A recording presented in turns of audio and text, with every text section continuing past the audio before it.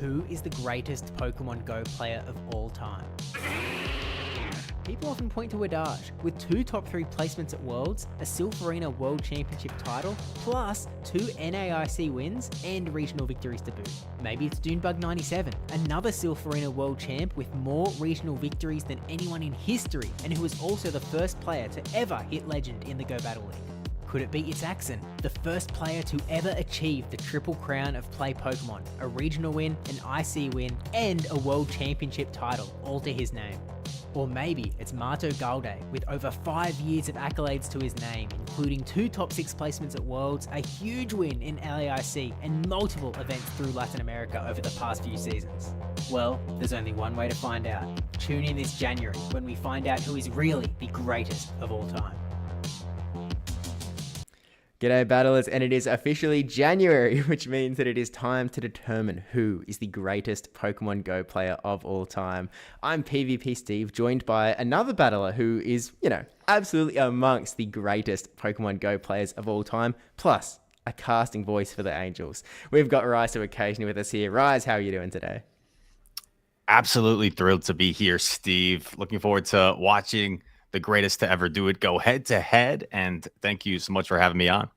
Yeah, an absolute pleasure. I mean, we've got a lot of really hype battles today. We've got 4 of the greatest Pokemon Go players of all time. We've got wdage, we've got ItsAXN, we've got Doonebug97, and of course, the Thunder from down under when it comes to the Americas. It's South America. It's MartoGalde coming in from Argentina as well. And essentially, for those that are just joining us, we're going to be going through a round-robin format. Every one of these battlers is going to take on each other in the Open Great League best of 3 format and fight it out to find out who is the once and for all, and this will determine it, Rise, the greatest of all time.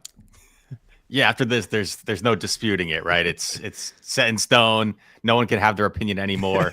This one tournament is the deciding factor. Yeah, I'm sorry, it's locked in. It's in this meta, in this particular game state. There's nothing else that we can do. But of course, a big shout out as well to Lager Gaming, who have actually sponsored this tournament with a $50 cash prize. Not only do you get to be the greatest of all time, certified, no dispute, but you also take home a little bit of a $50 USD cash pool as well. So not too shabby on the way in as well. But of course, I mean, Rise, as someone who has sort of showed up in that video, actually, I think I saw a brief cameo from yourself. You've had to play most of these battlers in quite a few tournaments. I mean, how stacked, just level-wise, do you feel this particular tournament is?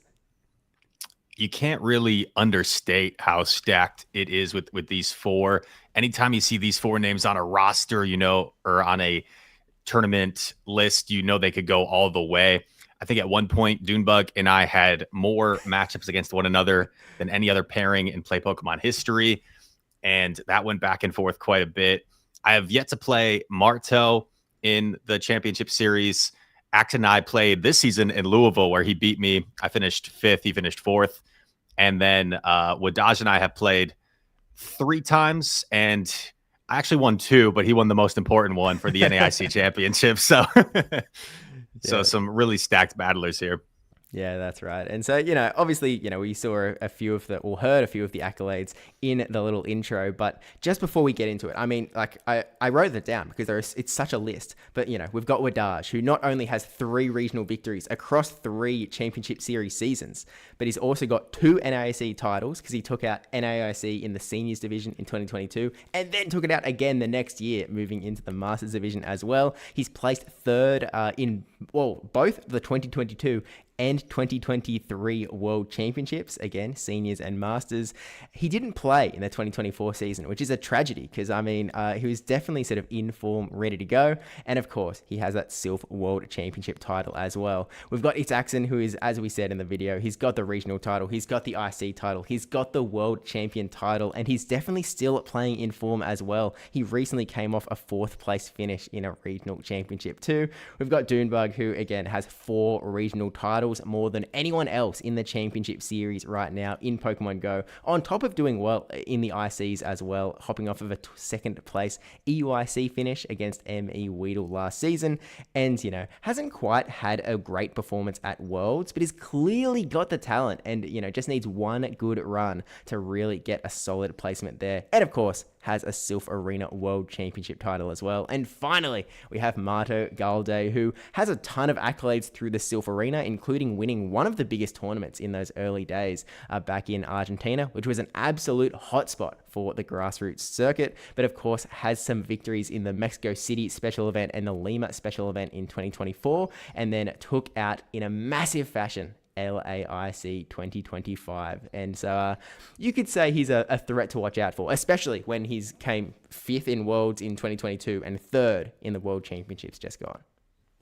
Marto always performs so well on the biggest of stages. Maybe it's something to do with his personality and the fact that he's comfortable on stream. It just seems like he's so relaxed up there. Maybe even if he's not internally, but it just seems like he's having fun. And like you mentioned with all their accomplishments, Steve, and we'll probably talk about them more throughout the stream, but I think every single one of these players has gone on some type of run that's going to be hard for anyone to duplicate ever, right? Doonebug 3 regionals in a single season. I don't know if anyone is going to be able to do that again in the future. That's just absolutely insane in this game that we play. The Triple Crown, of course, for AXN, unless maybe someone that already has some prior accomplishments goes on to win Worlds. I feel like the Triple Crown is almost like completing the championship series, right? It's where do you go from there? And then wdage, of course, had that run where people forget in that second season, he went to a lot of tournaments, maybe 9 or so tournaments, and just came close so many times before finally breaking through and winning Baltimore. After Baltimore, he wins NAIC. Then he wins the Sylph World Championship. Then he wins, or he goes 3rd place at Worlds. Then he goes 1st place the next season at Pittsburgh. Just like a generational run over the course of 5 tournaments that I don't think we'll ever see a run like that again. Yeah, really great point, because I actually think that is one of the most impressive runs of all time. And I think it highlights that out of these 4 particular battlers, at one point in time, all 4 of them could have been considered the greatest, the greatest Pokemon Go player of the time. And so, Doonebug himself had one of the craziest runs of all time. I think it was back in sort of 2021, 2022, when, he was the first player to ever hit Legend in Go Battle League. He got the Sylph World Championship. He was crushing tournaments left, right, and center. And so I think that this is going to be a very fun tournament, a very interesting tournament to see how the best of the best do duke it out. So I think we are going to just jump into it again. We've got all battlers fighting each other, so we have 6 rounds of battles here today, and so we're going to be kicking it off with wdage versus MartoGalde.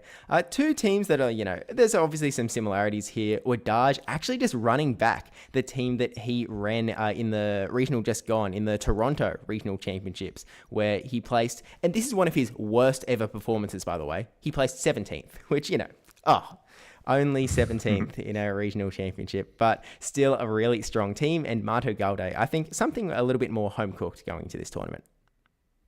Looks to be similar to what Marto ran in one of his recent regional tournaments.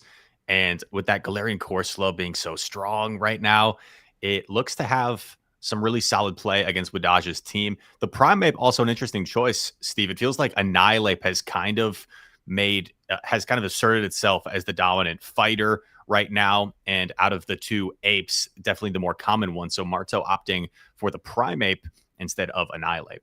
Yeah, it is an interesting pick, and unfortunately, I don't think one that's necessarily going to benefit him in this particular matchup when you are facing an opposing Annihilape. Obviously, the Annihilape does have the disadvantage of taking that super effective damage from the Rage Fist, but you are really not going to respect the fighting type damage too much coming from the Karate Chop or the close combat. So it's really Rage Fist all the way, which is, it's fair enough. But I'm sort of looking at wdage's Azumarill, and I would love to be that Azumarill right now, because I'm just staring down the barrel of Marto's team, and there isn't really a hard check running around. When Marto's grass type is that jump bluff, you're obviously going to be taking a ton of damage from that Ice Beam, and so if Azumarill sort of just gets that little bit of energy, it's actually in a really strong position up against Marto's team.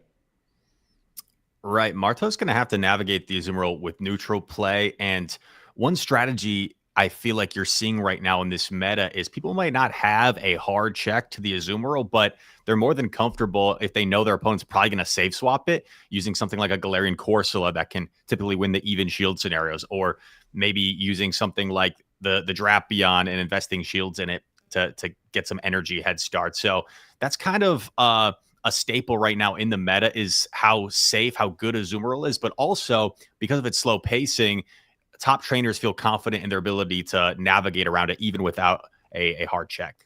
Yeah, I mean, speaking of hard checks as well, that Galarian Corsola running around has a pretty decent time up against a lot of wdage's team, but the Diggersby is there as one of the hardest checks you could find, not caring at all about that big Astonish damage, resisting Nightshade as well. All you've got is Power Gem, and even then, you're really doing nothing at all. So if wdage can somehow land his Diggersby up against that Galarian Corsola, he'll be in a great position. And to be honest, I was sort of watching back a lot of wdage's gameplay, and he is really, really good at being able to read his opponents, understand what they're likely to do, and seems to just be able to, put the right Pokemon in the right place again and again and again. And so I wouldn't be surprised if we see that Diggersby land on the Galarian Corsola at some point in this series. But, as long as you I guess you've got to dodge the Primap in return. So, not that Marto is necessarily afraid of going for some big calls as we saw on the LAIC stage. But Rise, potentially let's get in to game number 1 and take it away as we see who is the greatest of all time. Let's do it. Greatest of all time tournament has begun, and it's a great lead for wdage with the Diggersby into the Corsola. See the safe swap Primate from Marto, and no obvious response behind energy. So we're going to see wdage elected with the Fire Punch immediately, maybe get some damage on this thing before dipping into the Superior. Yeah, the lack of hard counter is definitely a little bit rough because now the Superior coming in at the energy disadvantage. Marto actually just going straight for the close combat. Wants to get some massive damage onto the Superior, but Superior, a very bulky Pokemon, can tank it, and it is not going to be taking a lot of damage from that Karate Chop moveset either. And so Marto really going to have to invest shields and start throwing those charge attacks. He will be able to get to the back-to-back Rage Fist here, and so it is going to be up to wdage. Do you want to win switch advantage? And look, I mean, if you're wdage, you would love for that Galarian Corsola to find the Diggersby once again. So I guess you really do want to try and force the issue. And actually willing to invest both Protect Shields to maintain the alignment. Feels like if he keeps the Diggersby aligned with the Corsola, he's in a good spot. Corsola comes back, going to have to eat the Frenzy Plant. Marto understanding that maybe a shield behind his last Pokemon is going to be his route to victory. Right now, the Frenzy Plant connects. Are we going to see? No, not going to reach another one, it looks like. So Marto willing to just sacrifice that health on the Corsola, putting an extra shield behind this Drapion if it can go all the way. And a Drapion with a shield advantage is definitely a very scary Pokemon when it is so quick to activate those charge attacks. The Aqua Tail connecting to the Diggersby, bringing it down into the yellow. But now Marto is at a point where he really does need to use this Protect Shield because this Scorching Sand will be devastating for lands. And luckily, last second, making us sweat a little bit, uses the Protect Shield on the Scorching Sands and now actually brings in the Ace Slash, who is also going to put on just as much pressure onto the Drapion. I mean, this is not a spot where Marto wants to be when both Pokemon that he is facing down do super effective damage to his Drapion, and he has the Galarian Corsola in the back.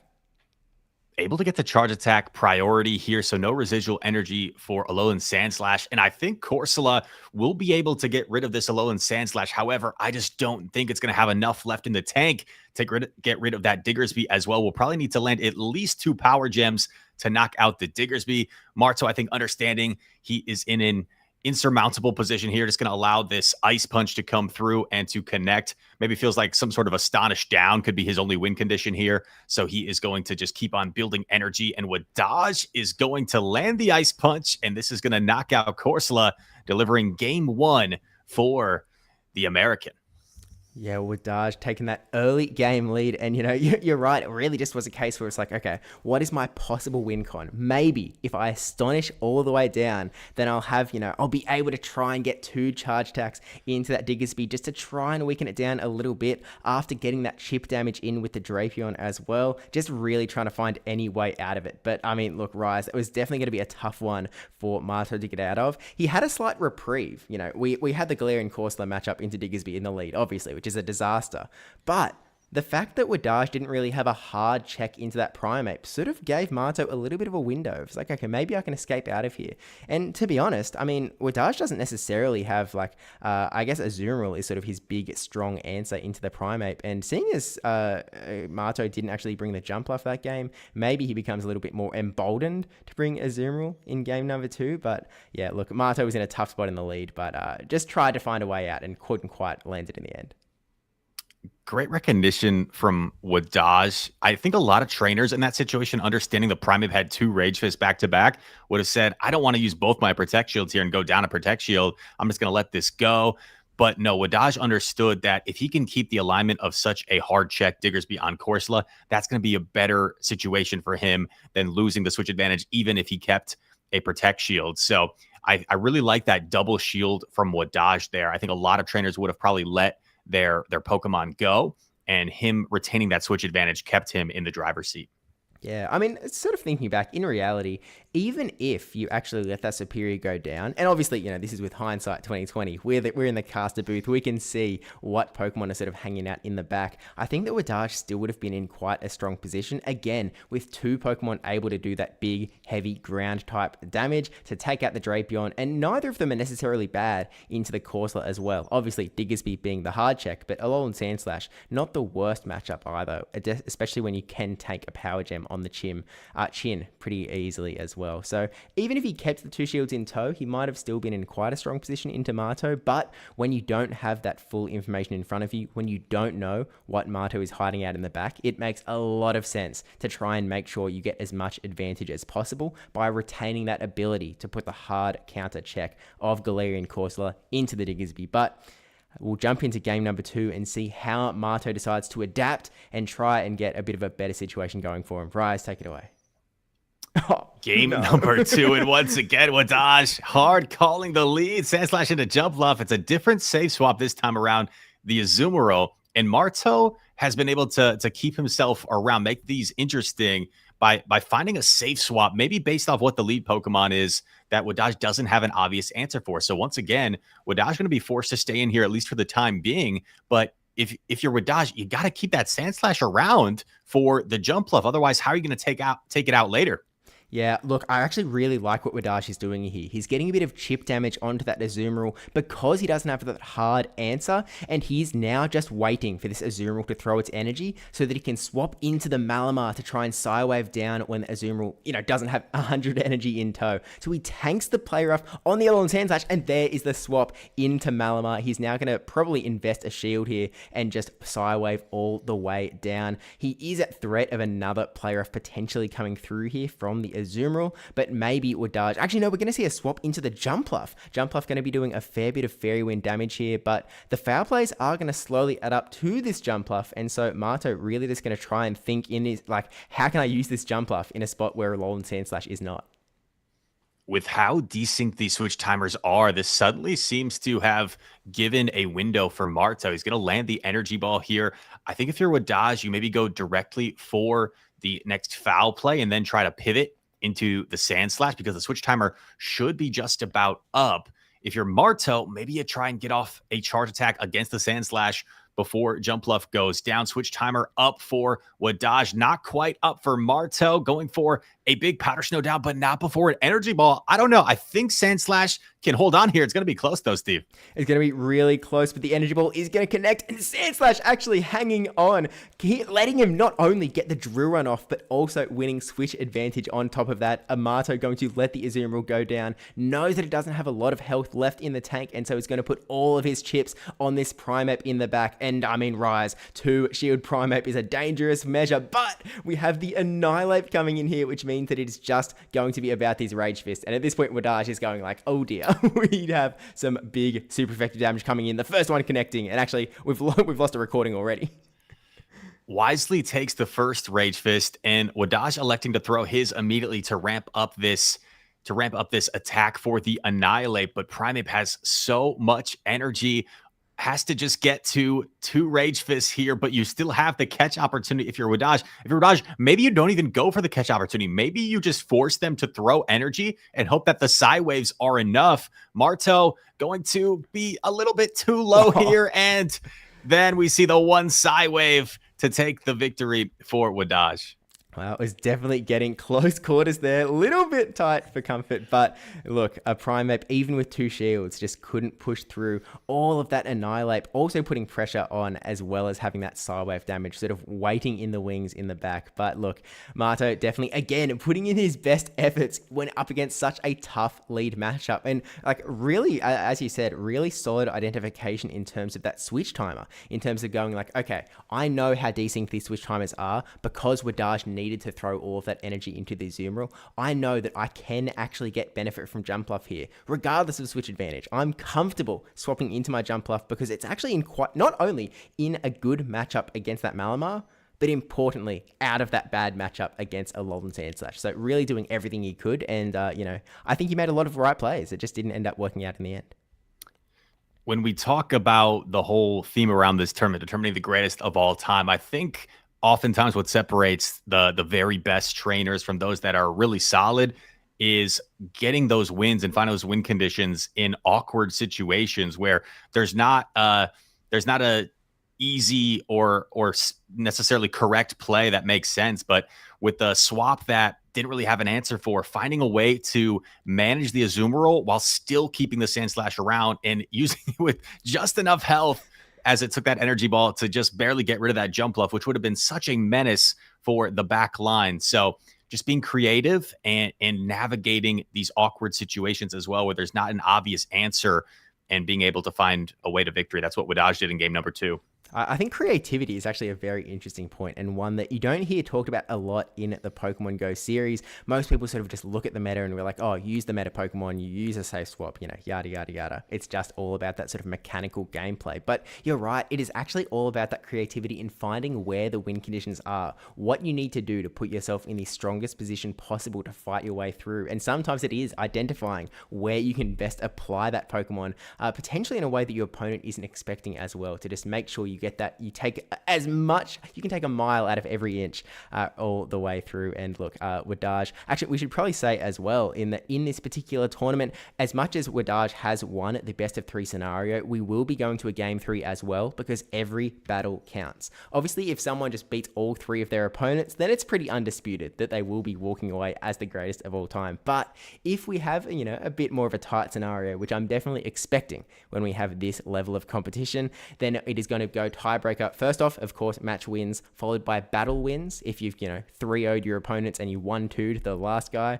then maybe you're still in with a pretty good position there. But if you're tied on battle wins as well, it will then go to the head-to-head result. Say that wdage and Marto were sort of matched up. They had the same match wins, same battle wins at the end. Because wdage has won the head-to-head matchup, wdage would come out on top. But Rise, when you have a 4-player round robin, it can get a little dicier than that, because there's always the scenario where you have a 3-way circular head-to-head scenario where, you have player 1 beats player 2, beats player 3, beats player 1, and there's no way to tie break that.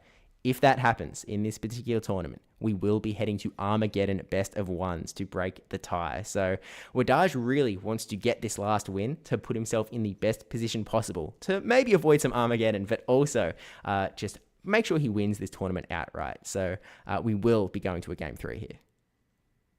All right, let's get it underway. Game 3, wdage with a 2-0 lead. Marto trying to get himself some potential tiebreaker points back on the board and finally gets a positive lead after 2 very difficult leads. Going to be Jumpluff into Malamar here, starting things out. Yeah, this is a scenario we saw in that game number 2, except in that scenario, it was sort of Marto sort of on the back foot a little bit. But now in the lead scenario, Jumpluff definitely in the driver's seat a little bit, as you've really got that strong position, throwing the aerial ace here just to try and weaken it down this Malamar a little bit, adding on to the fairy winds. But you can sort of see in the back lineup, we've got that superior Alolan Sandslash coming in again. And so I think that this Primeape, once this Malamar is gone, Marto's Primeape can really do a lot of work. And so I expect him to really hold on to his shields here for that.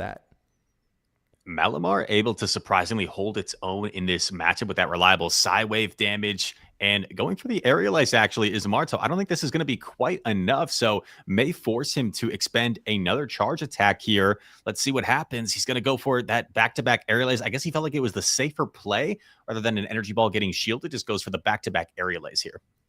look, Marto wants to make sure that he does win this switch advantage here. In comes the Superior, and it is going to, like, it's going to take a little bit of while, but we might just, oh no, we don't even quite get that Vine Whip down. Unfortunately, Superior going to have to take an aerial ace to the face here. It makes sense that wdage does sort of want to try and avoid, Marto wants to avoid a scenario where his Corsola in the back sees a potential Diggersby, which might make sense why he's going for switch advantage here. But here comes the Corsola. We've seen how well it can tank a Frenzy Plant in the first game, and it is definitely going to be able to tank it quite comfortably here as well. But when wdage has so much energy, Marto has to start thinking, do I want to protect my Corsola, or do I really want to put all of my chips on that Prime Map in the back? And so here comes the decision.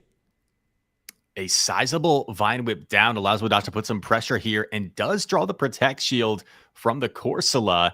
Corsola going to farm up some energy here, throwing after 3 Astonishes, and this is not going to be quite enough to knock out, but wdage senses that his Superior might be valuable here, going to use that final Protect Shield, and now is going to opt to bait the aerial ace. This could be a nasty bait. What's Marto going to do here? Is he going to... No, he's going to call the aerial ace. Yeah, wdage not potentially recognizing that Marto will want to keep a Protect Shield for that Primeape in the back that he doesn't know is there yet. The Nightshade, now coming through from the Glaring Corsola, not quite KOing the Superior. And we know, oh no, the Primeape coming in with a snipe, getting 2 Karate Chops to take it down. And now it is a Fighter into a Steel Ice type, and the Fighter has a Shield Rise. I don't think there is any way for wdage to take this one out. Maybe even if Marto's game crashes at this point, he's hit enough bubbles. His Sand Slash is going down.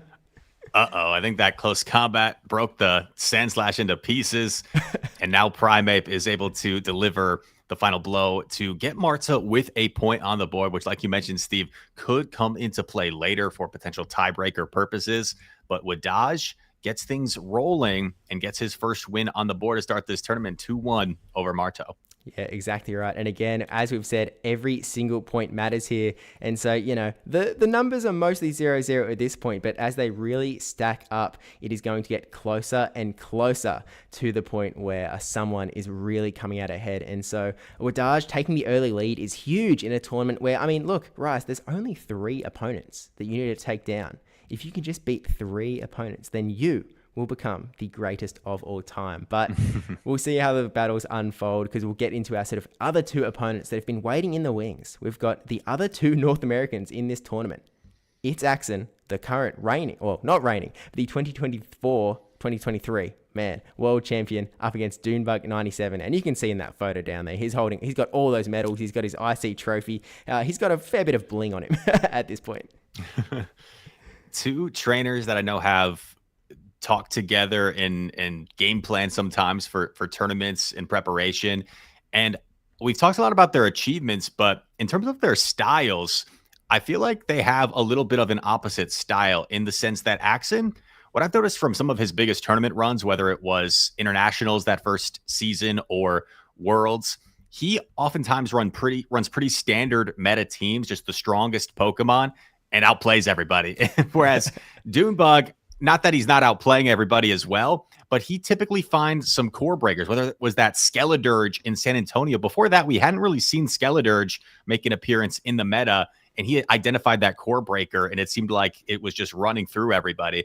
And as of now, he's been liking the Starmie a lot, and Starmie, as well as Shadow Typhlosion, Guzzlord, just some really oppressive Pokemon from Doonebug that he's going to try and use to maybe gain an advantage in this tournament. Yeah, I really like that you've highlighted Doon's ability to sort of, have a look at the meta and maybe be a bit bold and brave enough to take something that is a little less walked. We saw him come straight off of the back of that second place at EUIC. He decided to run Pidgeot in his very next tournament, and he won the entire thing. So it's sort of very much not only an ability to see these Pokemon that are a little less used and take them off the shelf, but also succeed with them. That is really so exciting to watch. And so we saw him do quite well with that Starmie in the Toronto Regional Championship as well. If I recall, he was top 12 running that Starmie. Wasn't necessarily running the Guzzlord Shadow Typhlosion, but clearly Doon thinks that this is the combination that will crack through these other 3 battlers. They're running relatively meta teams. AXN is almost running an identical team to Marto's, where he just has that Shadow Feraligatr instead of the Primeape that Marto was running on his end. And so if Doonebug can get a little bit of practice up against AXN's team, I think that he's really going to know what to do up against Marto's. Although although Rise, I'm sort of looking at these picks and some of them don't really have a lot of places to go. I mean, that Typhlosion is a little bit of a tougher bring than it might be up against some other teams, ItsAXN's team in particular, especially when you have 3 Pokemon that are throwing water type damage, another Pokemon that's throwing ground type damage, and even the Galarian Corsola has some rock type damage that can throw your way. There's super effective damage on almost every Pokemon here. I don't know, Steve. I think Typhlosion actually, despite the fact that there's 3 Pokemon that are either water types or pseudo water, it has the ability to beat the Feraligatr in even shield scenarios. If you are willing to expend both shields, you can just fully farm down the Drapion. And then, of course, the Thunder Punch. Since that Thunder Punch buff, Thunder Punch, I think, pretty easily 2 shots Azumarill with the Incinerate damage. So I could see Doonebug still bring the Typhlosion. For me, the Starmie, I don't know if he bothers bringing it. Doonebug has loved the Starmie, but if I'm looking at this matchup, I mean, doesn't love Feraligatr, Drapion. Azumarill's, I would say, is favorable for Starmie. Jumpluff, I feel like could go kind of either way, maybe like a bait-dependent matchup. Then Corsola, of course, you want to avoid. So perhaps the only real target for Starmie is the Diggersby. So Doonebug, I've played him in a couple locals, Steve, and he's bringing that Starmie. He really likes it. He brings it all the time, but I don't know if he brings it in this particular matchup. Yeah, I was looking at the matchups for Starmie because I was like, what is the deal? Like, why are we bringing Starmie? What's it actually accomplishing here? And even up against the Diggersby, I mean, if you just are able to land 2 Scorching Sands in there, then all of a sudden, Starmie's not looking as hot as it might be otherwise. So it's not necessarily a safe matchup, even though you do have that water type into the ground type. You've still got a little bit of play back coming from Diggersby. But look, we'll see what Doonebug decides to cook, whether he does bring these sort of spicier picks or if he leans more into his sort of, I guess, the first half of the team that is a little bit more meta. But we'll see what happens in game number 1, AXN versus Doonebug. And we have that Corsola into the Shadow Jumpluff. And Doonebug actually opting for the Shadow variant of the Jumpluff. We see more regular Jumpluff. So interesting why Doonebug went with the Shadow. Obviously, more damage is nice. I think why some people opt for the regular Jumpluff is because it takes that Ice Beam a little bit better from the Azumarill. But Doonebug going to land the Energy Ball and go directly into the Azumarill. Doesn't want to give AXN a chance to land the Power Gem onto the Jumpluff. Oh, now this is a bit of a dicey spot for AXN because obviously he swapped the Grass type into that Azumarill. But just like earlier, when you've got an Azumarill with energy, all of a sudden these Ice Beams are really going to start to threaten the Jumpluff. Luckily, Jumpluff is quite a tanky Pokemon, so it can tank 1 Ice Beam on the chin, even though it is double super effective. And so AXN is really just going to be relying on the fact that Jumpluff can outpace the Azumarill when at even energy, and is actually going to go straight for this Energy Ball. But Doonebug doesn't want to mess around, uses that Protect Shield straight away, and is going to throw that last Ice Beam before Jumpluff can get another move off. With such an energy lead, certainly not a comfortable matchup by any means for the Jumpluff. You really need to be on even energy or perhaps only a 1 bubble head start for Jumpluff to secure this matchup. But now Doonebug seems to be in the driver's seat, can afford to take the Energy Ball if he so chooses. And that's what he's going to do. He's going to allow this to connect, knowing he can withstand the Energy Ball and deliver the Ice Beam. Oh, but not before an Aerial Ace. Now, Doonebug, instant no shield. He recognizes he can survive the Aerial Ace, but you got to be a little bit careful. Maybe you don't want to let this Ice Beam be caught onto another Pokemon. He's going to patiently do 1 bubble and throw the Ice Beam here.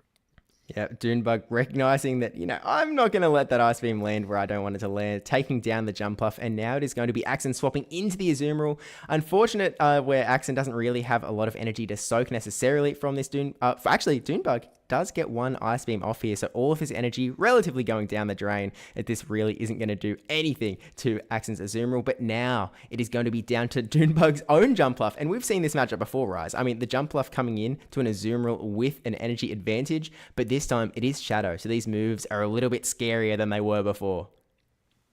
Doonebug was able to flip the alignment, which is huge, but I think this game, as we see an Aerial Ace bait here, and it is a successful bait, I think this might come down to whether the Jumpluff can withstand the Ice Beam. And being that Shadow variant, I don't know if it can withstand this Ice Beam but we actually see the catch onto a Guzzlord. Steve, how often do you see someone swap a Guzzlord into an Azumarill?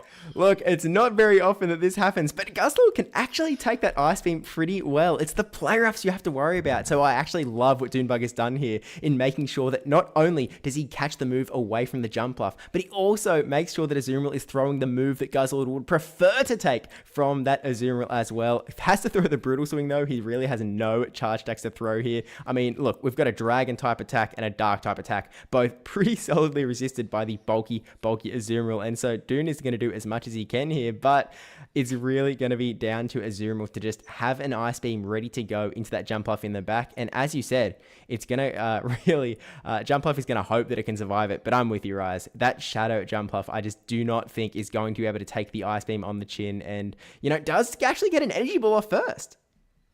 Does get the energy ball off first. I love what AXN did over farming to 100 energy to force jump left to throw immediately, because this Corsola still has a ton of energy banked, if I remember correctly. Look at that. Power Gem plus only one Astonish away, I think, from the next charge attack. So Power Gem is going to deliver a huge amount of damage here to jump bluff, and then just one Astonish away from another Power Gem. And this obviously will knock out Galarian Corsola with that frowny face. Going to get the last laugh here in game number 1 and knocks out the jump bluff. AXN taking a 1-0 advantage over Doonebug.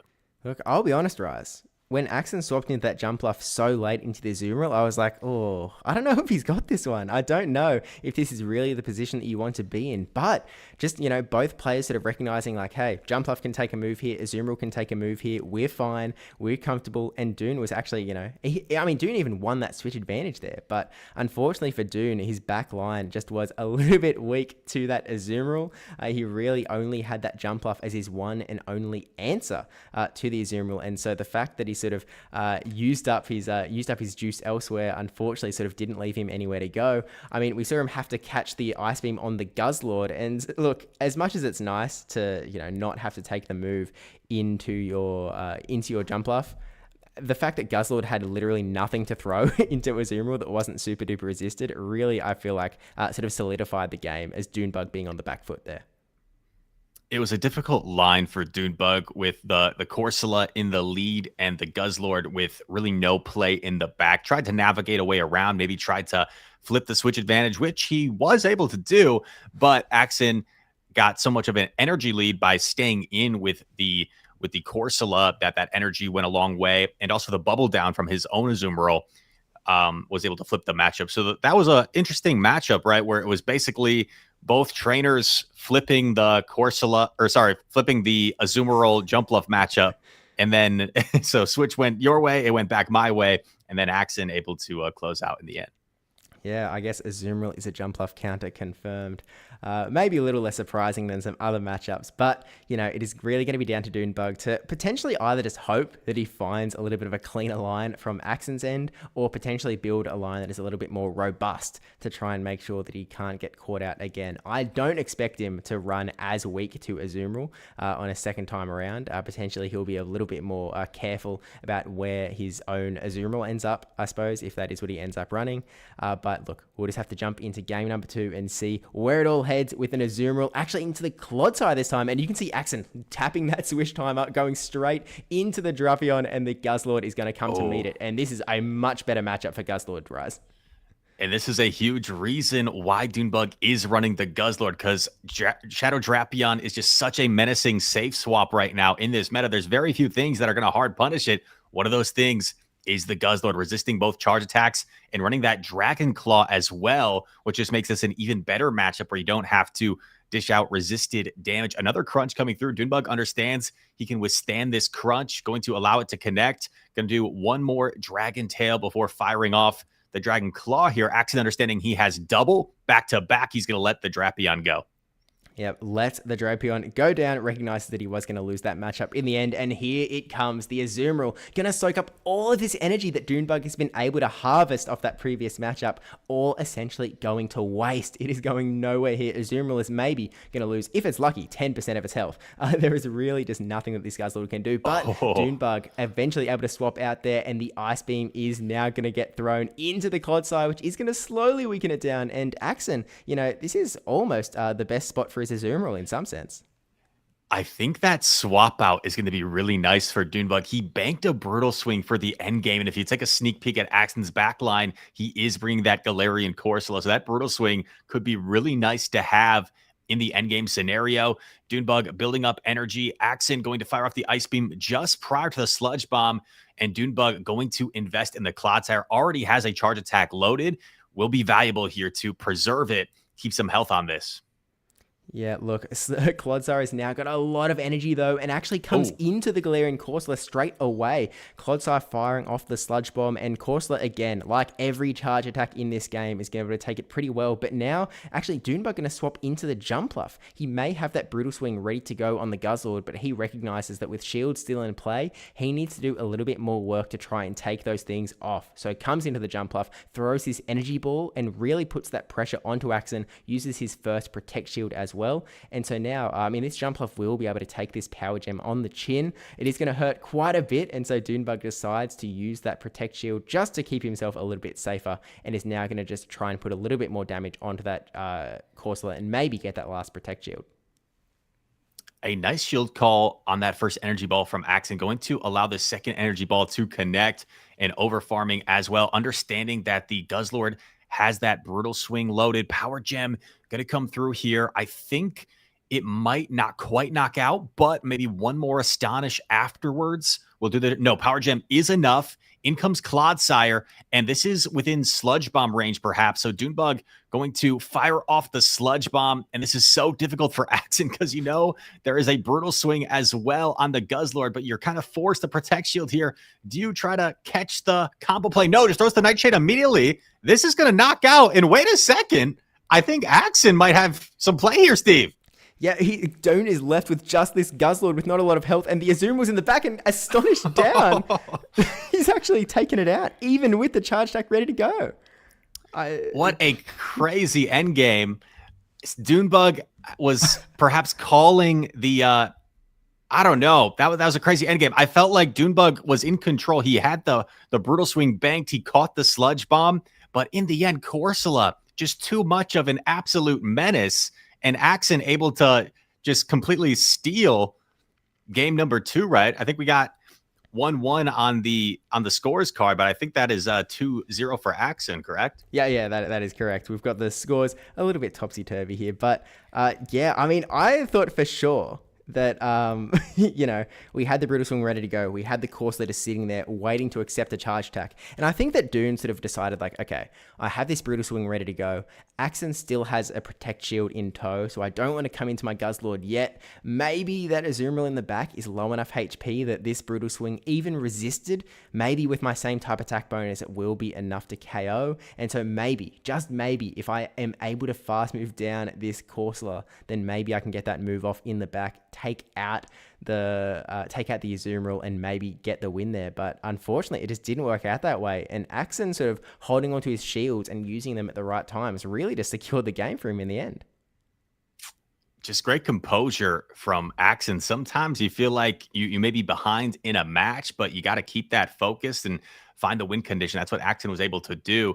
I'm curious why Doonebug didn't just throw the Sludge Bomb immediately, because I'm trying to think about that scenario, Steve. In my head, it all happens so fast sometimes. But let's say Axon catches the Sludge Bomb onto Azumarill. Well, then you still have the Brutal Swing loaded for Corsola, so I think you're fine. If you knock out the Corsola, I guess, is there a chance maybe you get bubbled down? And that's what Doonebug was afraid of in the end game. I'm not sure. I feel like throwing that Sludge Bomb on the Clodsire immediately maybe would have been a way to win, but there could be something I'm misremembering that Doonebug saw in the moment. Yeah, look, you could be right. And, you know, obviously when you're in the games, it's hard to keep track of everything that is going on. You really have to try and, you know, as you said, sort of be a little creative, find those win cons, find exactly where they are. There's no sort of obvious, it's not a PvP simulation, right? It's not just the head-to-head, I know that I win the one shield scenario. It is, okay, they have this much HP. Brutal Swing will do this. He's likely to use his Protect Shield here. I think that if I throw this one, then maybe I can get this other one in this new spot. It's all a little bit it's that extra level of complicated. And when you are playing, I mean, ItsAXN has that world champion title, right? It's not like he's going to be a cakewalk of a matchup. You maybe have to play at that little bit of a higher caliber and sort of think that 5 steps ahead instead of the only 4 steps ahead. And so sometimes it just doesn't work out. But again, just like in that first matchup, even though we are starting off with a 2-0, Doonebug now has the chance to try and make it a little bit easier for himself going into the rest of the tournament by getting those tiebreaker points, while ItsAXN really just wants to sort of just steamroll ahead. And actually, Rise, I think I'm thinking back to the World Champion Brawl that was held a little bit earlier in 2024 when ItsAXN and Doonebug, I think they ended up facing in what was essentially the finals as the last two players with a potential win. And I believe that ItsAXN ended up taking that one out with a quick 2-0 as well. So definitely not a spot that's foreign for ItsAXN to try and take down the Doon. But of course, we have game number 3, and Doon is looking to sort of make sure that everyone remembers, like, I'm Doonebug. I know what I'm doing. And so we'll jump into game number 3 here. Absolutely. And we see a positive lead for ItsAXN with the Corsola against the Azumarill. Corsola just so solid in neutral matchups with that Astonish and Nightshade combination. And we're going to see it fire off the Nightshade immediately. Doonebug going to allow this to connect. And if we take a look at the back lines, we actually see no Guzzlord this game and the Typhlosion making its first appearance. So Doonebug might be willing to just sacrifice this Azumarill if it can supply him with some sort of farm down fueling that Typhlosion. Yeah, that's exactly right. Typhlosion can definitely be an incredibly powerful Pokemon when you do give it a few Incinerates off rip. And so I really think you're correct here. I think Doonebug is just going to sort of put Azumarill up for offer, just do as much as it can. And actually, with the Galarian Corsola using no shield here, it's become incredibly low. And so even going to throw this Nightshade that's going to connect into the Azumarill, Corsola has so little health that with the KO here, Typhlosion actually going to swap straight into Typhlosion to get this Incinerate. Leave Azumarill for a potential catch later. Really nice pivot there from Doonebug, not allowing Corsola to get to another Nightshade and just going to fire off this Thunder Punch immediately. Remember, Thunder Punch got a slight buff. You're going to be impressed by how much damage this does to the Azumarill, leaving it at around 50% health. And with the Incinerates, Thunder Punch will threaten to two-shot here. Actually going to fire off the Ice Beam. Now, I think this might be just enough to knock out the Glassy Typhlosion despite being resisted. So we're going to see a shield come up from Doonebug, and he's going to do one Incinerate. Oh, and actually going to fire off a charge attack here. So this will essentially turn into the one shield scenario of Drapion against the Clodsire here, but not before this Typhlosion tries to get to another Thunder Punch, and that is massive for Doonebug. Wow, gets the Protect Shield off of ItsAXN as well. I'm not sure. I thought that he thought that he could get the Poison Sting down, but now Doonebug again hard swapping, aggressively swapping into the Clodsire here with no Protect Shields remaining. I mean, an Earthquake is going to do a lot of damage from this Clodsire, and Doonebug just holding on to those two potential just catch options in the back as well. But ItsAXN is going to get this Aqua Tail off before Doonebug can sort of land that finishing blow. And he is also still holding on to that Azumarill in the back, which the timer has just come up here, but we're just going to see the Earthquake connect, and it is going to be down to Azumarill to not only take out this Clodsire, but dodge the potential catches that Doonebug is holding. And that's going to be a tough one when you've got that 3-turn bubble. Looked like Doonebug tried to wait a turn there to avoid a potential Earthquake catch onto Azumarill, and now can simply just land this Sludge Bomb. Shields are down. Clodsire going to give Doonebug 1 point to maybe help him in a tiebreaker situation, and a subtle 3-ball flex for Doonebug as he takes game number 3. Yeah, a very interesting 3-ball flex there where, you had two Pokemon on the faintest of HPs. I mean, they were just there in case you needed the catch. But look, once ItsAXN's Drapion was just sitting there defenseless, there was really just nowhere for him to go. It was sort of similar to that first game where ItsAXN had such a strong matchup with his Azumarill into the two remaining Pokemon. Doonebug was sitting there with that having such a strong matchup with his Clodsire into both of the remaining Pokemon. Only has 2 charge attacks, but it only needs 1 of each to do big, super effective damage to each of ItsAXN's remaining Pokemon. And as you said, gets that 1 point on the board to keep himself in the game and make sure that, if he can get the wins up against Marto and wdage, then maybe he's still in with a pretty good situation here. I feel like the more 2-1s we see, the more likely it could be for a tiebreaker situation. But a really nice performance there from ItsAXN. In both matches so far, we saw a trainer take the 2-0 lead, and the other trainer able to steal game 3 to give themselves some potential tiebreaker points. And the interesting thing in that matchup, Steve, that I didn't really point out was the Guzzlord in particular from Doonebug was so oppressive. It was so hit or miss against AXN's team. It had the Corsola, the Drapion as targets, and it just didn't really find it where it needed to in that game one. Game two, it did find it, but AXN actually forced Doonebug to give up switch advantage. And then game three, he actually decided to bench the Guzzlord, went with more of a safe, perhaps more of a neutral line, and was able to get the victory. So nice series there in our second one of the day. Yeah. You know what, Rise? Maybe the real secret was listening to you and not listening to me and bringing the Typhlosion. And that was the only, that was the recipe for success for Doon. And we're actually going to go back to back, and Doon is going to get back on the stage. He may have taken the loss 1-2 into AXN, but now he's going to try and take on the other battler with a 2-1 record, wdage. And, this is sort of the different team of the tournament for Doon here. Again, Marto and AXN running relatively similar teams, only that one Pokemon swapped. This is his sort of chance to maybe have a little bit more of a different matchup, because we can see Annihilate, which is actually not a terrible target for the Starmie. You can do a lot of Psywave damage. Again, it's not as good as the Primeape. I mean, I saw that you can actually Psywave down a Primeape completely if you really want to as the Starmie, but look, it's not as good into the Annihilate where you do have those Rage Fists, but I am seeing quite a bit of play for this Typhlosion here, Rise. I agree with you, Steve, and I agree with the Starmie as well. I think we're going to see it more in this series potentially, because you only are afraid of the Superior, really. You have play against every other Pokemon if you are the Starmie, especially with that Powder Snow variant of the Sandslash. That turns into a pretty solid matchup for the Starmie. And then Typhlosion, like you mentioned, only really afraid of the Azumarill. I mean, other than that, you've got some really solid play against everything. You've also got two things that you deal super effective damage to, double super effective for that Sandslash. So if you're wdage, that Typhlosion is going to be on your mind. I would expect to see maybe something like Azumarill Diggersby Core from wdage if he's expecting that Typhlosion. I think that would make a lot of sense. I mean, Azumarill Diggersby really having a lot of play into really Doon's entire team in some sense. I mean, there's no Pokemon sort of sitting out there that is going to have a great time up against both of those two. And so it's really going to be up to wdage into how he wants to sort of build in the pivot, right? Does he want to go for that Alolan Sandslash, go for the hard plays like he did up against Marto and try and land it into the jump off? Or probably, and much more likely, go a little bit more safe than that. Maybe not bring the Pokemon that's going to take huge damage from Incinerates, and maybe go for more of an Annihilate or potentially even the Malamar to try and sort of get that bit more neutral play in, because Malamar also has quite good play across the board. Obviously, you have to be a little bit scared of the Guzzlord because you need to land those superpowers to have any sort of play, but a superpower is only 10 turns away. It doesn't take a long time to start throwing those big moves in. And so I really feel like Malamar could be an incredibly powerful pick as well, as long as you don't land up against an Azumarill without any sort of advantage. Because, as we saw earlier, a Malamar, once you put a little bit of damage onto that Azumarill, Malamar can do all right.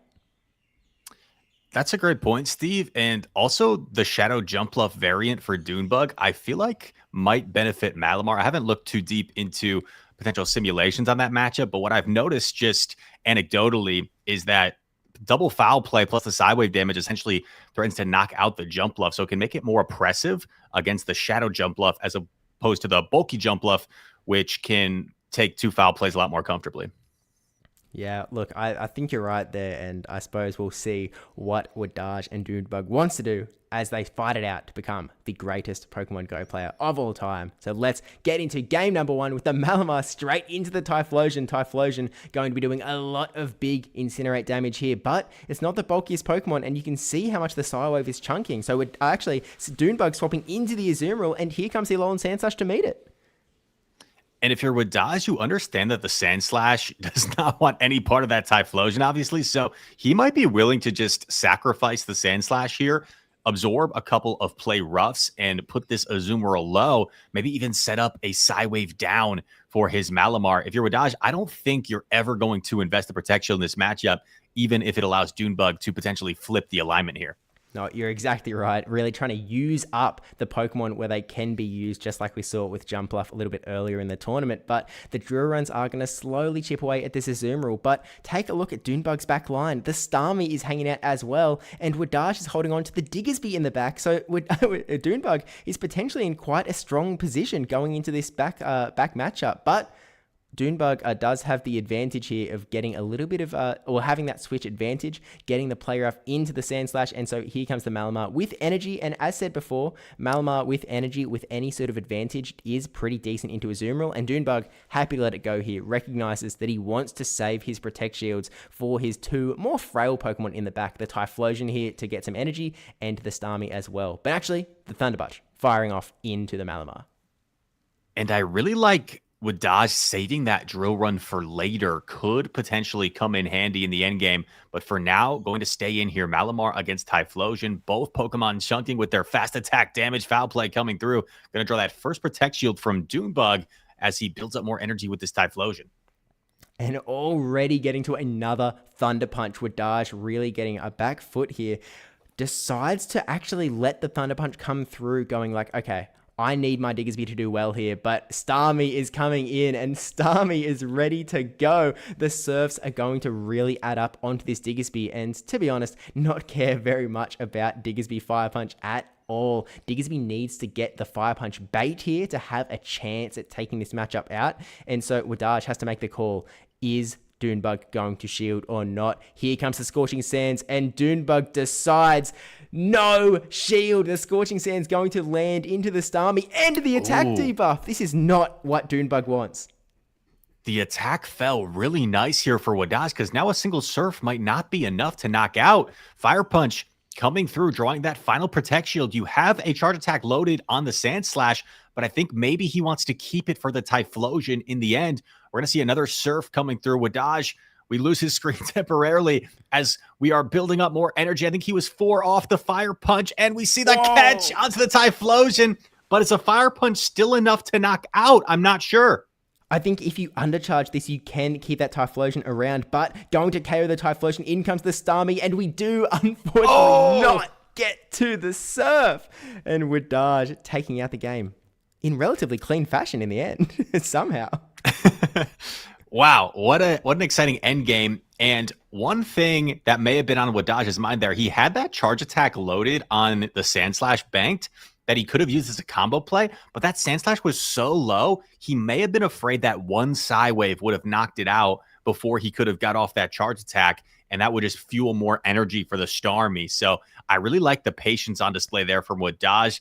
Decided, I'm not going to risk that. I think I might be able to clean this up with just Diggersby. And perhaps a little bit of luck came into play with the Scorching Sands debuff, but don't hate the play, Steve. Hate the game. Exactly right. I mean, look, wdage is facing Boost Bug himself, someone who is not afraid to get a little bit lucky on that main stage. And so doesn't matter. It makes a lot of sense. Maybe Karma sort of coming back around in the luck going the other way as well. But as you said, that is the game that you've got to play. And so wdage taking, almost stealing, it feels like, that first game with some really high skill identification as well. But I mean, going into game number 2, I quite liked Doonebug's line, to be honest with you. The line was good. It just didn't work out in the end. I do like the Starmie. I like the Typhlosion as well. Even up against that Diggersby, obviously you're not in the greatest of scenarios, but it's not a complete, checkmate scenario when you do end up finding that Diggersby. And so I really do feel like, it was especially interesting actually because wdage felt bold enough to bring that A-Slash. He brought the Sandslash ready to go, and as you mentioned, as soon as that Typhlosion left the battlefield, wdage was like, okay, it's Sandslash time. I need to get this thing out instantly, get it somewhere where it can actually do something other than just get, absolutely melted down into just an absolute puddle of water by that Typhlosion, sorry. And also notice that Doonebug was super willing to just safe swap the Azumarill. That's something I've seen from trainers where if you look at Doonebug's team, right, Typhlosion, Guzzlord, Jumpluff, Clodsire, he's saying, you're not going to bring Superior wdage. Like, I just know you're not going to bring Superior. So more than willing to safe swap the Azumarill there. And that's something I've noticed from some top players. I think watching Richie and Marto at LAIC, there were some times where they would safe swap Pokemon where there was a very hard check on the opposing team, but they just thought based off the team alignment, there was no way that hard check Pokemon was coming. So I like the strategy there from Doonebug. Just couldn't quite pull it off in the end as wdage takes game 1. I really love that identification as well. And it is something that really comes more and more important as you are facing these top level trainers, because when you get to this really high level, right, you're at the skill, at the tippy top of the mountain. You have to start thinking outside the box. You have to start thinking, maybe I can't win alone just on skill. And I think that watching Doonebug over the years, that's something that he's really excelled at. He's really excelled at being able to identify win conditions and find them where potentially people don't expect them to come out. I remember quite fondly in the Sylph Arena World Championship Grand Finals, I think it was Caleb Peng and I that were casting, and we were sort of like, look, Doonebug's lost this battle. We're going to go to a game 3 scenario. And all of a sudden we keep watching. And all of a sudden, out of nowhere, Doonebug's like, wait, is he winning this battle? He's found the, 1 in a million chance, the one pathway through to victory, and he's incredibly skilled at that. And so it becomes that little bit more important to sort of take that extra step to go like, okay, it's not just about my mechanical skill. It's about my skill in identifying what the opponent is going to do. And it's something that we've really seen at that top level. I know Inadequence is incredibly good at that as well. And so as we go into game number 2, I think that is still going to be an incredibly important skill. And it comes down to that sort of next layer, I guess, where wdage goes, do I bring the superior expecting you to do that? And then, on the back foot, Doonebug goes like, can I pull that off again? It's the big question. And so we'll just have to get into game number 2. Rise, take it away. Oh. And once again, second time we've seen wdage lead a Sand Slash into a Jump Bluff today. Immediate pivot into the Typhlosion, but Steve, there is no Azumarill this time around from wdage, so I think Doonebug more than capable of flipping this matchup if he wants. Goes directly for the Blast Burn, wanted to guarantee the knockout or the shield advantage, and this is going to allow wdage to build up more energy. And actually, I take it back, the Psywave damage outpacing the Incinerate damage. So if wdage is willing to invest both Protect Shields, it looks like he can actually maintain the switch advantage here. Yeah, I'm actually sort of wondering if maybe it was better off going for the Thunder Punches, but wdage is actually going to burn that Protect Shield, make sure that it can win switch advantage up against this Typhlosion, and that one Incinerate not going to be enough. It hangs on, and now wdage has actually won switch advantage, and so is going to be able to maintain the Alolan Sand Slash into Jump Bluff core. And so I think that, look, Rise, this Jump Bluff isn't going to stay on the battlefield for much longer. Yeah, Jump Bluff just going to have to use that, just going to have to withstand that foul play, and Doonebug understanding that Azumarill up a shield is his key to victory here. So he doesn't know what is in the back just yet. Sand Slash staying in here, going for the drill run, and this is not a very comfortable matchup by any means for Azumarill when you're only dealing that resisted charge attack damage. So I think wdage is in the driver's seat. However, the fact that he's staying in here could open up play for the Jump Bluff later on. If he was to swap Diggersby at this point, there would be a desync in the switch timer and can open up some play for Doonebug and his Jump Bluff. Yeah, it's very reminiscent of the battle a little bit earlier where the Sand Slash was, adding that damage onto the Azumarill, swapping out a little bit later, and all of a sudden Jump Bluff was able to come in and do a bit of work. And so it actually seems like wdage is just staying in for the long haul and is actually just going, hey, maybe my Diggersby with that Fire Punch buff is actually going to be able to deal with that Diggersby enough that this Alolan Sand Slash doesn't need to be around. Actually, no, he's going to bank the energy on that Alolan Sand Slash. We're now seeing the swap out. I mean, the switch timer is just absolutely gone at this point, but we're going to be throwing the Fire Punches. The Shadow Jump Bluff is not going to be able to, it's going to be able to take one, but it won't be able to take a second Fire Punch. And so wdage just needs to tank one move on his Diggersby, which he absolutely can and will still get the KO here. But Doonebug does still have that Protect Shield, so it's up to him whether he wants to use it on this Jump Bluff or not. Energy Ball coming through, super effective damage is going to put this Diggersby quite low here. wdage, do you invest in the Jump Bluff here, or do you put it all on Azumarill? He's going to let it go. He feels like he could be at jeopardy of maybe getting Powder Snow down or something, but he's going to put it all in the back of Azumarill here. But Steve, did that Sand Slash have a charge attack banked? Did that Sand Slash have a charge attack banked? It looks like we're calling the Fire Punch here because we know that Sand Slash potentially has a charge attack banked. We're going to fire off the Ice Beam immediately, and this is going to knock out Sand Slash. It's not going to get there, so this is going to be a race. Bubble versus Quick Attack. Who's going to win? Well, I know that Bubble is super effective into that Diggersby, but the Quick Attacks are really adding up here. It's going to come down to the wire, but Azumarill actually gets the win. I mean, who Oh saw my that coming? goodness. What a nasty read from Doonebug. He blind through the ice beam there, expecting the Sand Slash to swap in, and did not allow wdage to get off that energy. So a bit of a classic Doonebug type of win where it seemed like he was behind the entire game, led the jump bluff into the Sand Slash, but just able to navigate that Azumarill up a shield advantage in the end and get the victory. Wow.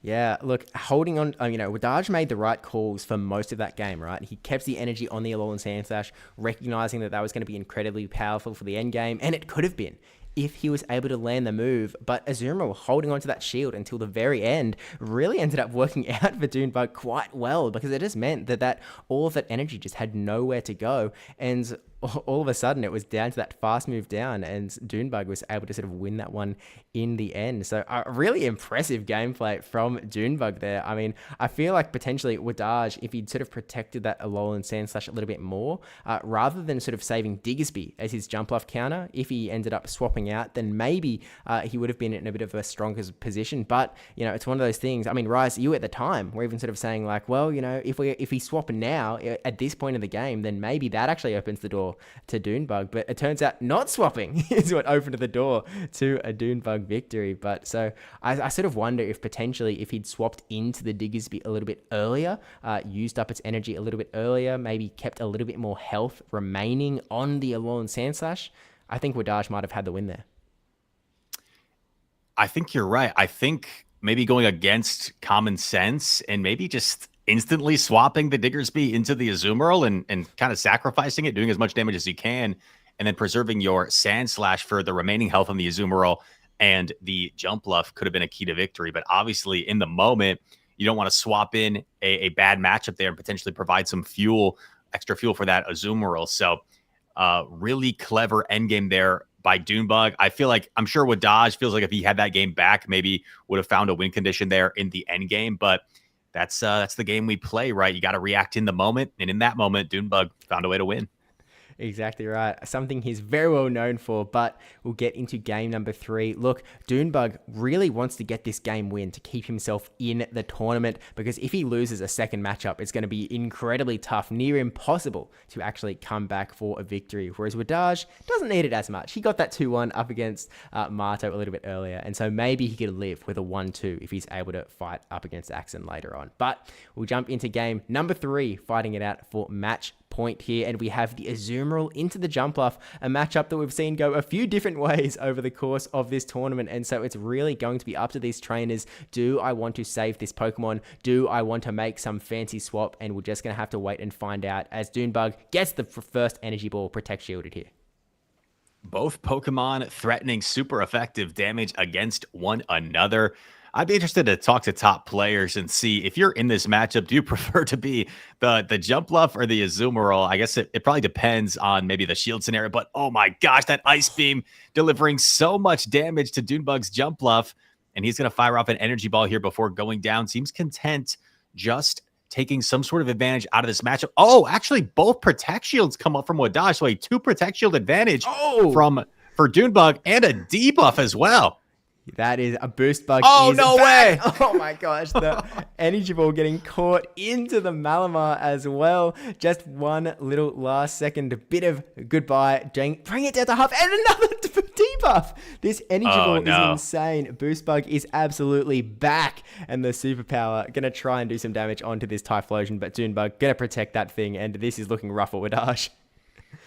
I think with Home Slice Henry in the chat, there may be some writing on the wall here. I don't want to speak too soon, though, as this Azumarill has a ton of energy, so may grab both Protect Shields, and it's not quite in Thunder Punch range. However, Doonebug approaching the double Thunder Punch here already has it, actually, so he can simply fire off both Thunder Punches here if he so chooses, knocking out the Azumarill, and that Sand Slash is going to be toast, and that's what we're going to have in Steve. Thunder Punch knocking out Azumarill, and Look, Rise, you only need one hand to be able to count how many Incinerates and Alolan Sandslash can take from Typhlosion. There's 1. Here comes 2. And here comes... Oh, number 3, not going to come. Actually going to throw the Thunder Punch just to finish it off. A little bit more classy. And Doonebug, once again, just going to show, like, hey, I can win with that 3 Pokeball flex. and lands the 2-1 up against the big wdage.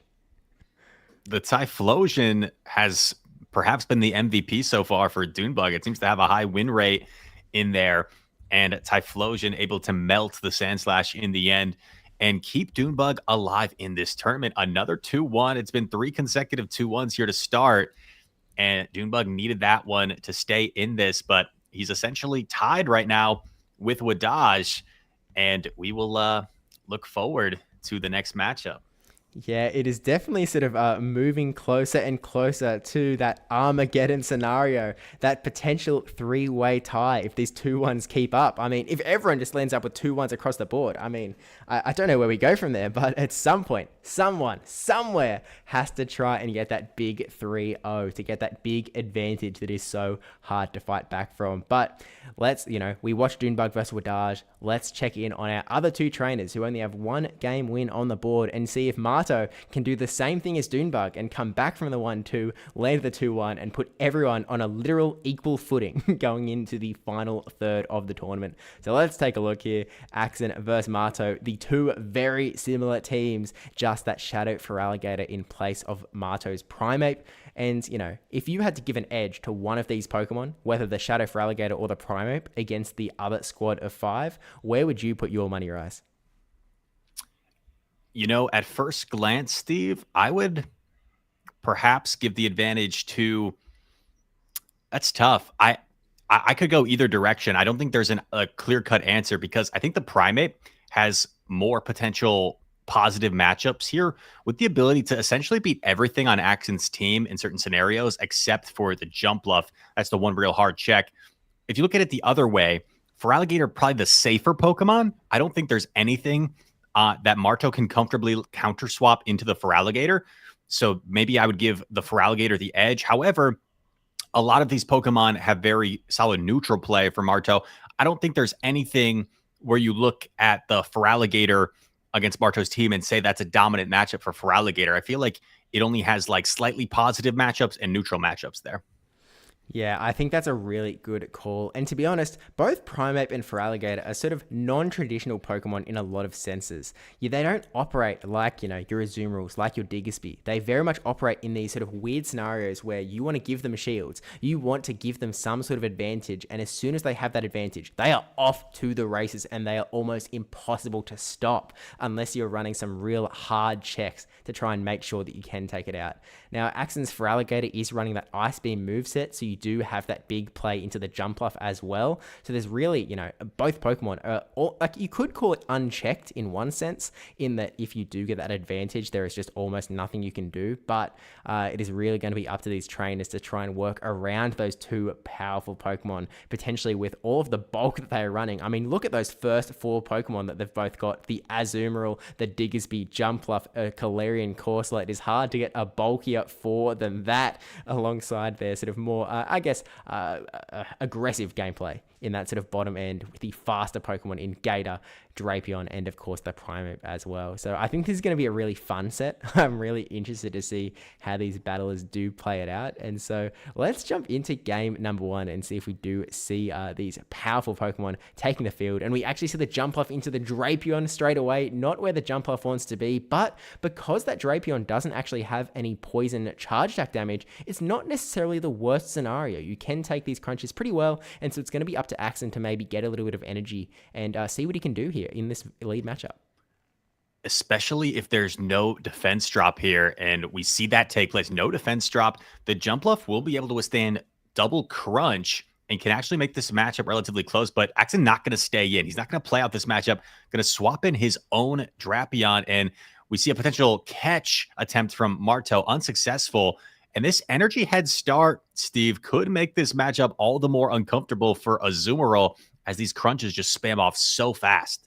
Yeah, you may not have the poison damage, but the early defense drop is absolutely devastating for Marto's Azumarill. The poison stings adding up a little bit more. The crunches even adding up a little bit more. It may be resisted, but look at the damage. Look how... No way! Oh. The double defense drop? I mean, ItsAXN Boost Bug, apparently. It's all going around here. Right. I wonder if he can even get a full poison sting down here. How far away is Marto? Marto looks to be 4 bubbles away. AXN going to not chance it. He's going to fire off the Aqua Tail here to be safe. But the double debuff, I'm sure Marto is being vocal about how much he's displeased with those double crunch debuffs. And now Aqua Tail firing off, going to draw the Protect Shield from Marto. Yeah, I think I could hear the key from here, but the Drapion mirror match playing out, and actually see the catch attempt succeeding this time. The Aqua Tail going into the Jumpluff, who's going to take this on the chin quite well. Only uses up that 4 poison stings, only that 8 turns, and all of a sudden Drapion is already at the back-to-back Aqua Tails as well. And so AXN does have the energy on the Jumpluff, so can opt to protect this Jumpluff up if he wants to get it off, but recognizes that it's going to have a little bit of a better time, maybe putting his chips into that Gator in the back. We do have that shield, the equal shields here, and the Diggersby in the back is not going to love this Feraligatr at all. Marto now seeing the Feraligatr recognizes I need to do as much with my Drapion against this Feraligatr as possible, and gets that final Protect Shield off of AXN here. It was beautiful energy management from Marto. Perhaps not confident his Drapion can get to another charge attack there, so going to swap into the Diggersby, throw the Scorching Sands here. You have to presume the final Protect Shield is used here because you have that chance for the Scorching Sands debuff. Marto actually going to allow it to connect. Maybe thinks Drapion could have some use later on, so just saving that Protect Shield for now. Scorching Sands coming. They're going to do a lot of damage, but Feraligatr should be able to hang on here. Yep, Feraligatr will keep around, and actually swapping out into the Drapion here. Wants to make sure that he can get this Aqua Tail off, try and get that last Protect Shield out from Marto, because the game is getting really thin here. Gets the last shield, no more shields in play, and so now it is just, unfortunately, the Diggersby getting the Fire Punch off that will KO the Drapion here, and now it is going to be down to the Feraligatr in the back to get to that Hydro Cannon that will be enough to KO the Diggersby here, and tries to get to the back-to-back potentially to throw into the Drapion as well, but not quite there. Going to KO the Diggersby, but Drapion's waiting in the wings, Rise. 1 Shadow Claw away, but only 1 Poison Sting worth of health, and that is going to deliver a Game 1 victory for Marto in one of the most dynamic, fast-paced games we've seen so far today. Just so many swaps. The keeping track of energy was beautiful, and if it wasn't for Marto being super on point with his energy counts there, I think that AXN could have wiggled his way to victory, but just really beautiful gameplay, I think, from both trainers. Yeah, now, unfortunately, I do have that little bit of an asterisk caveat coming in here, in that there was a review here, there was a bit of 1-turn lag that potentially prevented the Feraligatr from getting that Hydro Cannon off at the end. Potentially, he was only that 1 Shadow Claw away from getting the 1 Hydro Cannon into Drapion, 1 Hydro Cannon into the Diggersby, and def wins are available in this particular tournament, and recognizing that, Marto, they didn't even dispute it. Marto was just like, yeah, you would have won that game, and so with a great show of a sportsmanship, it does give the win over to AXN in game number 1, which, greatest of all time material for sure coming out from MartoGalde, especially in a tournament, such as this, where you're sort of recognizing that you are facing the best of the best. You want to try and take every edge you can get, but no, Marto really just being the kind man that we all know he is, and giving that win over to AXN. Terrific sportsmanship. Did notice that the Feraligatr came in a turn late earlier, and yeah, being 1 Shadow Claw away in the end. So terrific sportsmanship from Marto. I think that it's always been the case with him, and you love to see that there. So AXN able to get that Game 1 win, but nevertheless, just an extremely closely contested and fought battle either way. Yeah, it wasn't like some of those battles that we've watched a little bit earlier today, where it's like, well, one person is clearly in the driver's seat here, and that is all they can do. This one was really close that whole way through. Even like, you look at a Feraligatr into the Diggersby in the back, and you're kind of like, oh, Feraligatr's got this. And then you watch the game play out, and it's like, oh, hang on a minute. There's a lot of damage flying out from Marto's side here. And it came down to that 1 turn, right? For that Feraligatr to just get that last move, get that KO. And so a really, really tight gameplay. And, I said it from the rip, this was going to be a really fun one to watch, and that is definitely holding true here. 2 of the titans of the Play Pokemon Championship Series circuit here. AXN doesn't necessarily have much of a Silpharina background. Marto sort of repping that sort of olden days, succeeding from the very beginning and still succeeding now with some very big wins recently, of course. And so we'll see if AXN can sort of keep the luck going, not even the luck, the skill going into game number 2, because AXN is in the scenario where he already has 1-2-1 rise. If he gets another match win, he's going to be hard to catch up with, and wdage is going to have to do a lot to sort of try and fight back in their final bout. So what say you? Let's get into game number 2. ItsAXN versus MartoGalde with an Azumarill into Drapion. Classic matchup. I feel like this might be one of the most common matchups we see in this current stage of the meta. Drapion and Azumarill. Depends how this debuff goes for Marto, how this matchup might play out. If you get that first crunch debuff, this is really nice for Drapion and just going to allow the Ice Beam to connect. Actually going to save the energy and safe swap his own Azumarill. And this has been pretty commonplace today. A lot of trainers in this tournament don't really have a hard check to the Azumarill. It's very safe against a lot of these teams, but now the Feraligatr with that ferocious pacing swaps in to counter this Azumarill.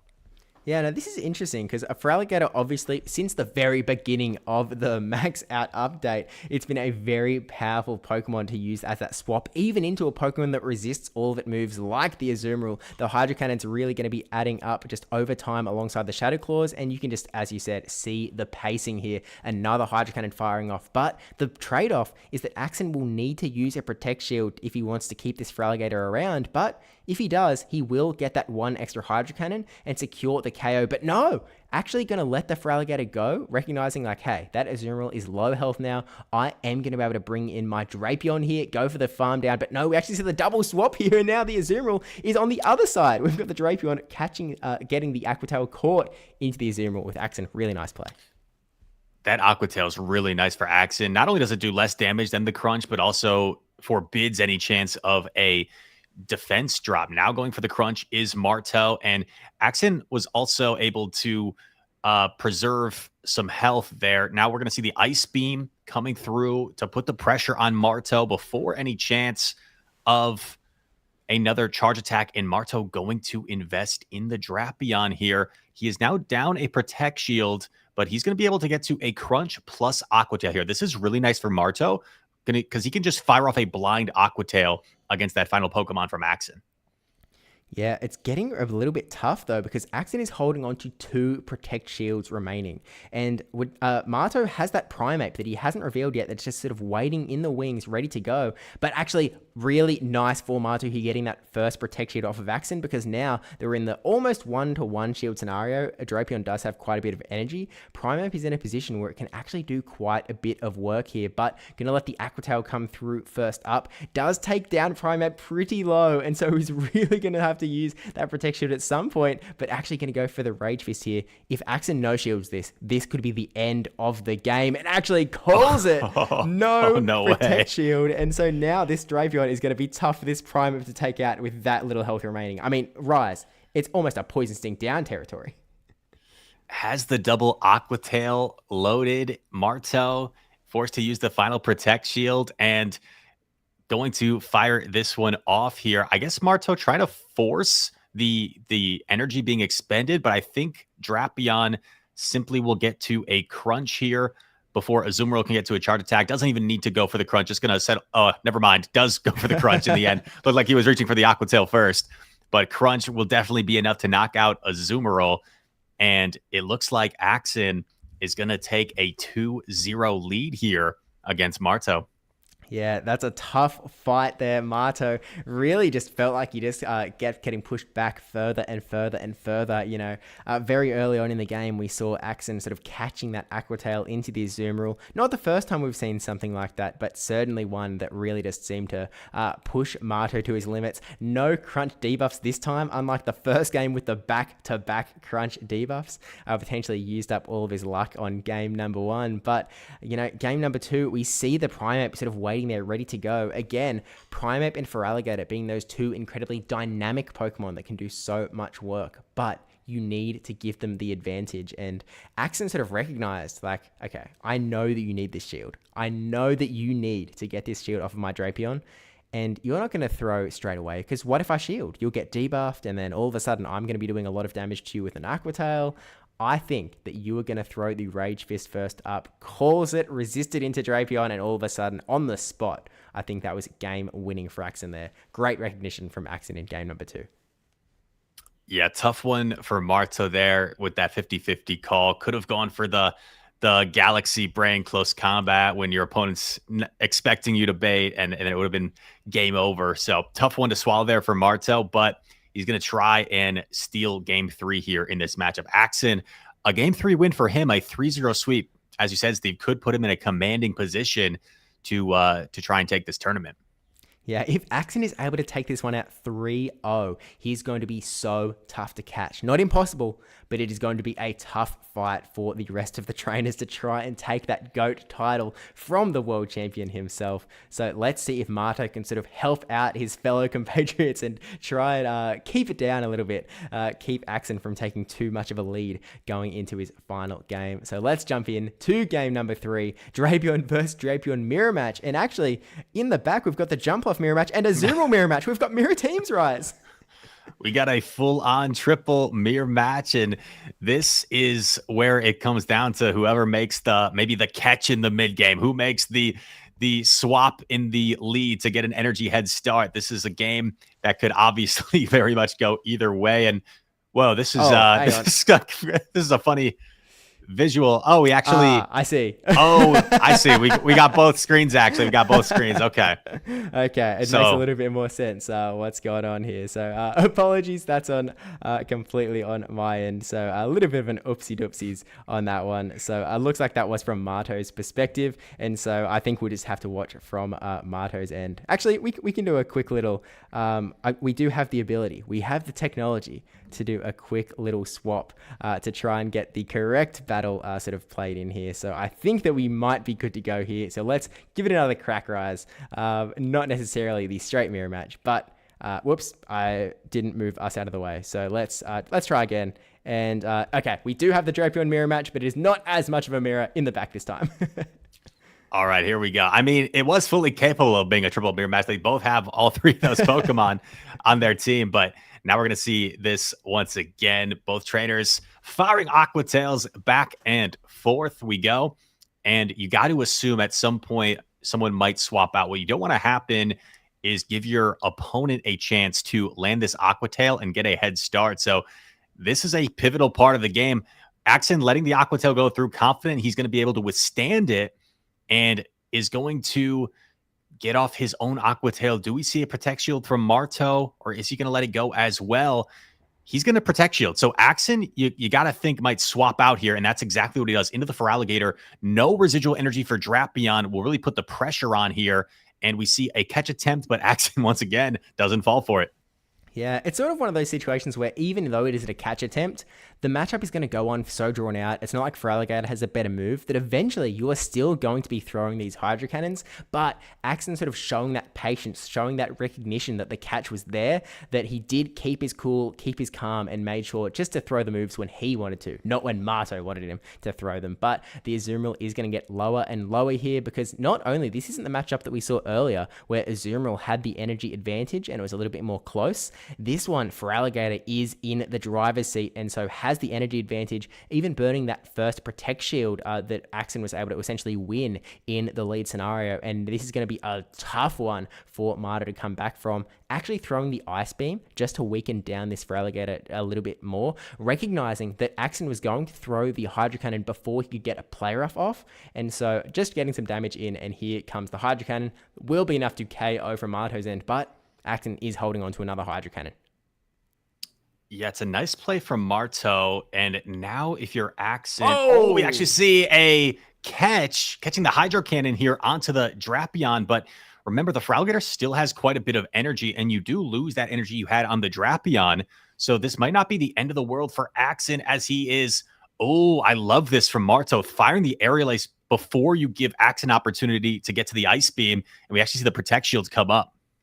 Yeah, this is actually a huge fear, but actually the Azumarill are going to swap in here. Azumarill, no shields, but might not need them. There is going to be able to take one energy ball, but Marto, you can see him building up almost to the 2 energy balls. The first one going to connect to the Azumarill, bring it down quite low, but this isn't the shadow one that we saw a little bit earlier, but 2 energy balls is going to be enough. But by the same token, Rise, this jump off can take the Ice Beam, and so really it's just going to be a case of what can AXN do with his Pokemon in the back. Switch timers are not up yet, and so the energy ball will be enough, but Marto does not have a lot of HP left. You have to take the Ice Beam from Azumarill because you know there's one banked on the Feraligatr, which will do even more damage. And Azumarill so bulky it hangs on, gets to another Ice Beam. And this is, I think, going to be the nail in the coffin here for Marto as the Ice Beam grabs the final Protect Shield. Feraligatr has a Charge Attack load. It just goes for the Hydro Cannon, knowing it'll be enough. And Feraligatr staring down the Jump Bluff. Water types sometimes can be grass types, as we see. And is going to give AXN a confident 3-0 victory here. Yeah, which is such a massive play from ItsAXN. I mean, look, it may not have been at the triple mirror match there that we may have seen at the first instance, but, you know, that Feraligatr just proving why it is such an amazing Pokemon, why it is sort of, I think, the Pokemon of the 2025 season. It is really just proving itself again and again and again. And as sort of the ground types, you know, keep coming in and out of the meta, Diggersby's in, Diggersby's out. I mean, just that ability to threaten the grass types, especially Jumpluff, with that big Ice Beam damage, really just allows Feraligatr to be such a commanding Pokemon that essentially dictates how the game plays out. I mean, you saw Marto sort of doing everything he could to avoid having to take that Ice Beam onto the Jumpluff. He made a really nice catch onto that Drapion, right? Ended up being the Hydro Cannon bait all the same, but, you know, still trying to use up that energy from AXN, but he just charges it up so quickly that there just wasn't anything he could do in the end, and AXN taking out the 3-0 victory. In such a neutral matchup where the only difference on the lineup was the Primeape and the Feraligatr, was able to utilize that Feraligatr to his advantage and make a couple plays here and there to help swing the momentum in his direction. You talked about a game 2, the Aqua Tail catch was big, and then calling the Rage Fist in the end. So AXN just a couple of minute decisions that ended up being big in getting him the 3-0 here. Now, Steve, as we look at the leaderboard and we are about halfway through the matches here, what type of run might we need to see? What are the win conditions here for, let's say, Doonebug and wdage in trying to try to tie up AXN here? Yeah, so there are still win conditions on the field here. Look, Marto, unfortunately, after taking 2 losses, an 0-3 and a 1-2 against wdage, unfortunately, Marto is now out of contention, but his match against Doonebug is going to be pivotal. Doonebug with the 1-2-2-1 and not a chance to play up against AXN himself.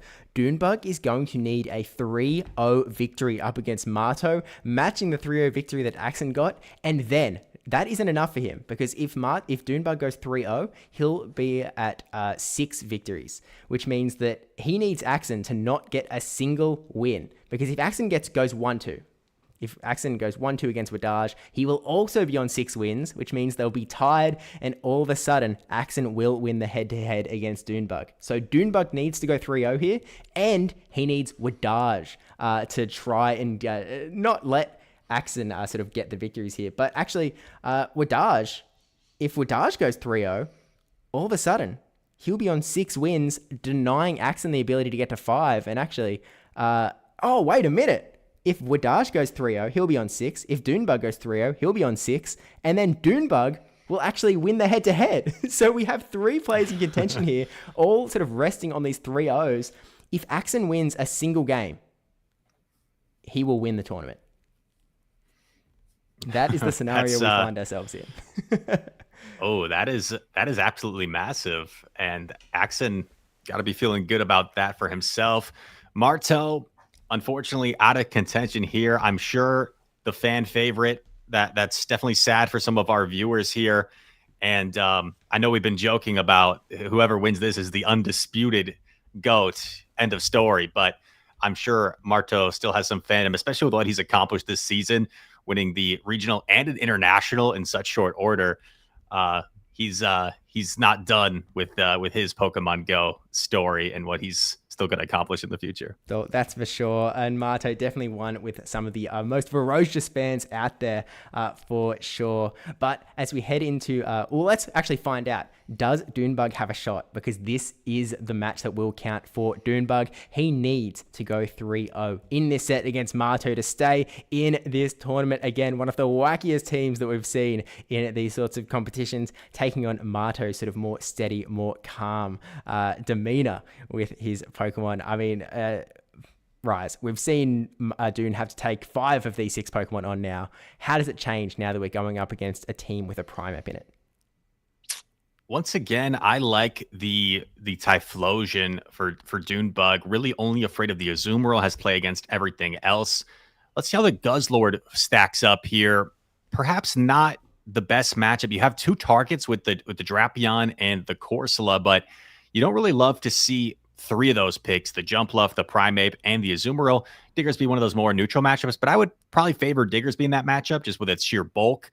And then the Starmie, which we've liked talking about for Doonebug because of its uniqueness. I think it looks okay here, Steve. It looks okay. You're afraid of the Corsola, you're afraid of the Drapion, and you have some really solid play against the Primeape, the Azumarill, the Diggersby. But the tough thing is, even against the Primeape with those super effective side waves, the Rage Fists are still going to hurt. So it's not the most comfortable matchup in the world. That's for sure. Although, again, I was looking at it on PvPoke a little bit earlier, and if you're the Starmie, you can no-shield that first Rage Fist, take it on the chin, which feels scary because you just feel like Starmie is going to be taking a lot of damage, and it is, don't get me wrong.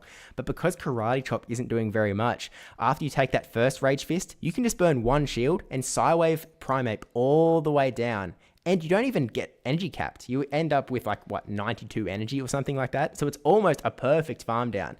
Now, you don't have a lot of health to be able to use it, and it's definitely not the safest, especially when we're in this sort of a little bit faster switch clock era of Pokemon Go PvP. And so I wouldn't recommend going for that strategy, but just the fact that it's possible to Psywave all the down just by shielding that second Rage Fist is a really powerful position to put that Starmie in, and I think can do a lot of work if Doonebug is able to position it correctly here.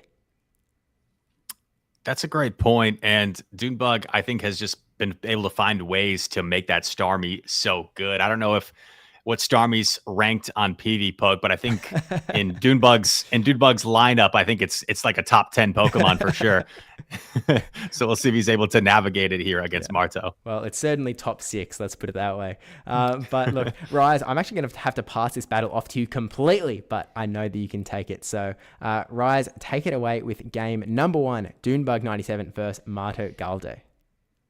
Here we go. Doonebug and Marto here going head to head, and Marto trying to steal some points off Doonebug. Doonebug still fighting for a chance to take this victory and take the greatest of all time tournament. Guzzlord going to fire off the Dragonclaw here. Obviously a very, very positive matchup for Doonebug. Dragonclaw connects, and we're seeing the immediate pivot for Marto. Wants to save that energy for later. We've seen him employ the strategy a few times, and Doonebug able to line up his Sludge Bomb Clodsire onto the Azumarill. This is probably the best possible scenario for Doonebug in terms of seeing the Azumarill, his best answer for this Pokemon. And Sludge Bomb just going to significantly outpace the Ice Beam threat from the Azumarill. First Ice Beam coming through.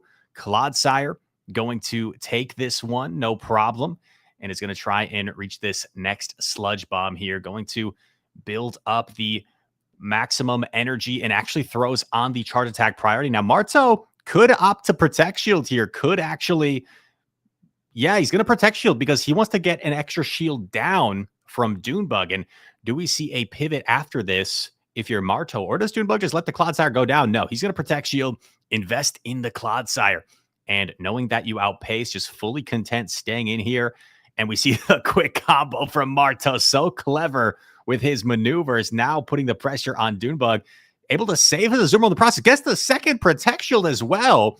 We see Guzzlord swap back in a Parting Crunch for Marto to soften up this Guzzlord. And now we're going to see the Crunch not do enough damage as Marto would like. Some solid farm here, and you do get the defense drop, which is nice. In comes the Azumarill that he had saved to really absorb all this energy coming from the Guzzlord. Brutal Swing coming through. Can Azumarill hang on to double Brutal Swing? I think it might be able to.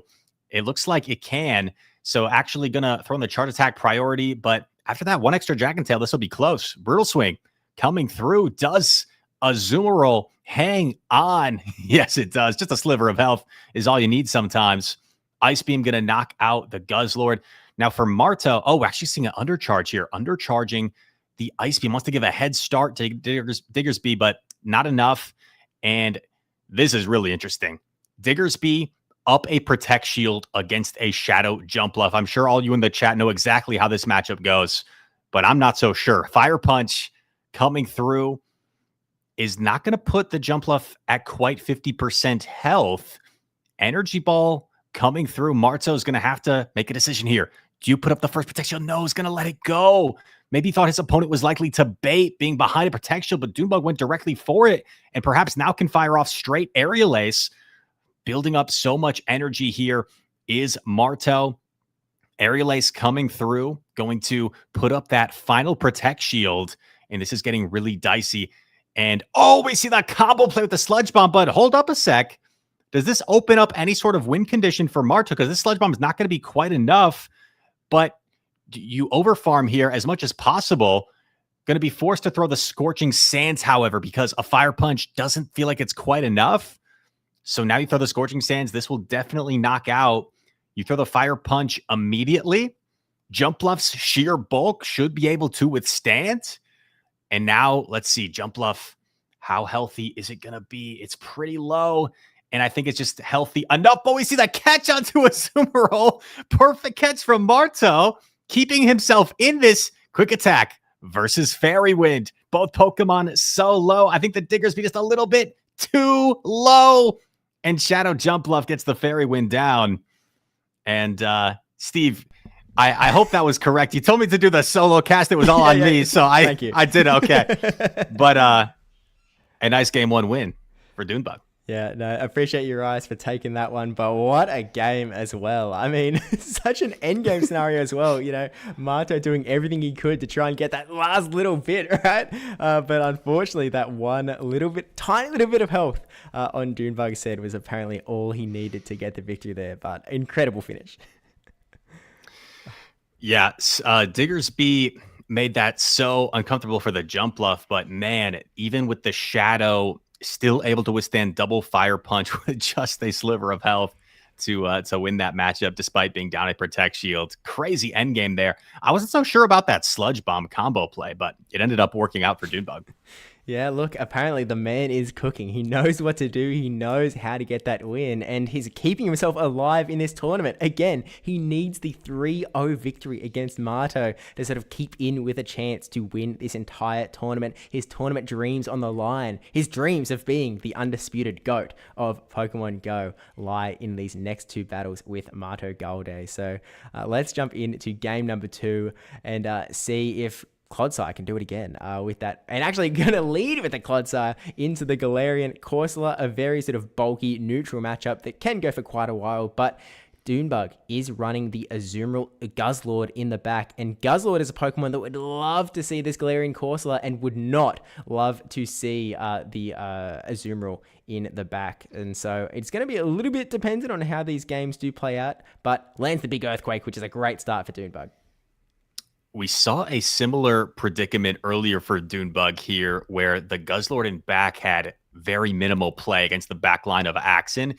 He finds himself in a very similar situation now, is going to try and fire off an Earthquake, not before another Nightshade coming through from this Corsola. And Doonebug is going to preserve the Clodsire here. Now, an Earthquake does look like it'll threaten to just about knock out the Corsola from this range. Does Marto start to invest in the Corsola? He's thinking about it. He is going to, put up the Protect Shield.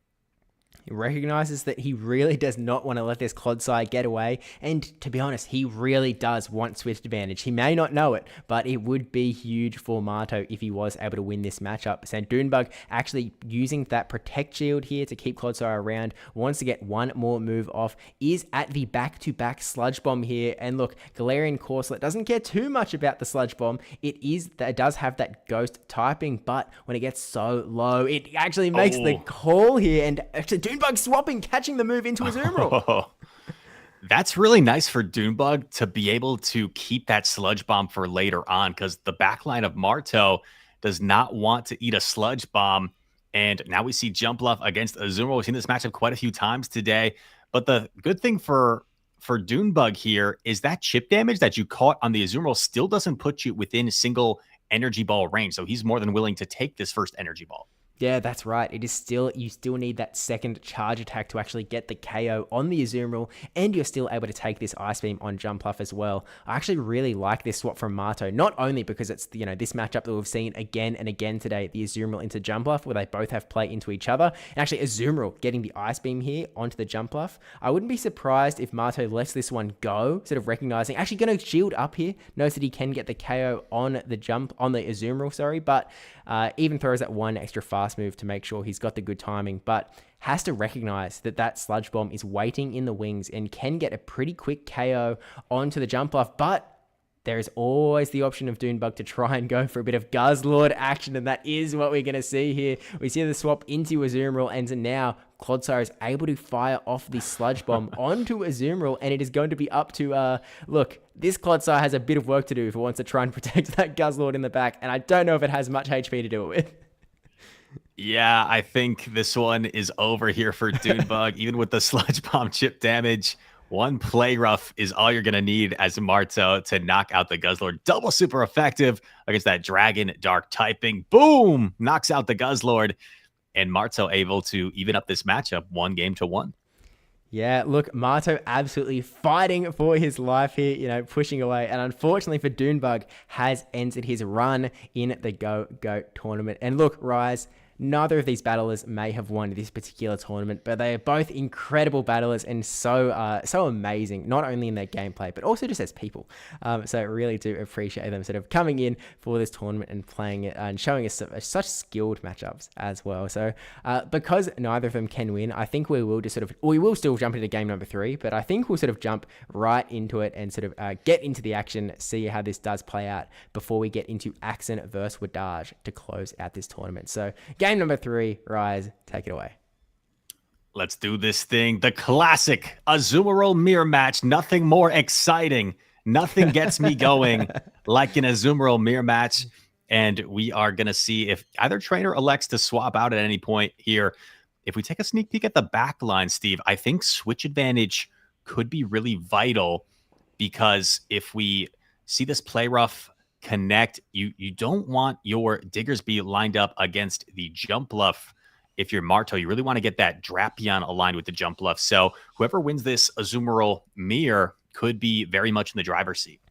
In some sense, I actually feel like Marto's backline is really strong into Doonebug's. Now, obviously, as you said, there is a Pokemon that you would like to be matched up to, right? There's a matchup that you would prefer over the other, but sort of regardless, if you put either of Marto's Pokemon into either of Doonebug's Pokemon, you are still able to do some big super effective damage and really start to add up, especially after that Fire Punch buff given to Diggersby. So, you know, you've got Fire Punches for Diggersby, you've got Scorching Sands for Typhlosion. Drapion, it has Aqua Tail for Typhlosion. It has, you know, obviously no super effective charge attacks for the Jumpluff, but obviously Drapion is still able to do a lot of damage here. But it looks like we are getting towards the Azumarill endgame here. The play rough KOing Doonebug's, and so now Doonebug actually brings the Jumpluff straight in, and Marto gonna go for the hard swap into the Drapion. And look, if you're Doonebug, you're not swapping your Typhlosion into the Drapion with energy.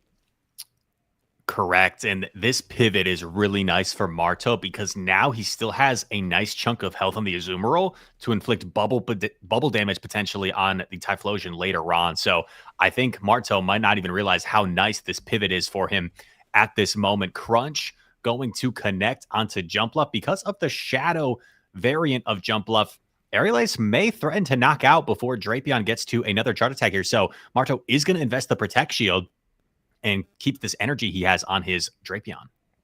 Yeah, and this energy is really going to prove to be valuable. This Aqua Tail going to get the KO into this jump off, and now there is only one Pokemon remaining on Doonebug's side, and it is this Typhlosion. Now, usually, Rise, a Typhlosion with 2 shields sounds like such a scary prospect, but there is so much going for Marto here. Not only do we get the first Protect Shield with this Aqua Tail, not only do we have a Diggersby ready to throw some super effective charge attacks as well, but as you said, we also have an Azumarill in the back ready to do some bubble damage and do its part in this fight as well. But Doonebug goes for the big blast burn and actually does land it here into the Diggersby. This could actually be huge for Doonebug. Does actually still have this Protect Shield that he needs to burn here, but all of a sudden, Diggersby is not going to get a second Scorching Sands. Suddenly, this is interesting. Doonebug's actually going to get another Incinerate here. Maybe thanks to that attack fell, actually. And now there's a Protect Shield to hide behind for Marto still. But I don't think the Azumarill had energy, right? I think it threw the Play Rough pretty much immediately. So now you have the double Thunder Punch. And this is essentially going to come down to a catch opportunity. I think if you're Marto, you have to catch the Thunder Punch on the Drapion to win. Can he do it? This is all going to come down to the wire. He swaps into the Dragon, but no catch. And now Azumarill is going to actually eat a Blast Burn to finish it off. Doonebug finishing off with style here and does get the big 2-1 into MartoGalde with the Blast Burn landing. But unfortunately isn't quite enough to take out the tournament. But still impressive gameplay from the Bug with Typhlosion there. When these goats go back and forth, a lot of it is just making the right call in the end game. And I don't think Doonebug even bothered waiting. I think he just did an Incinerate expecting Marto to go for the catch.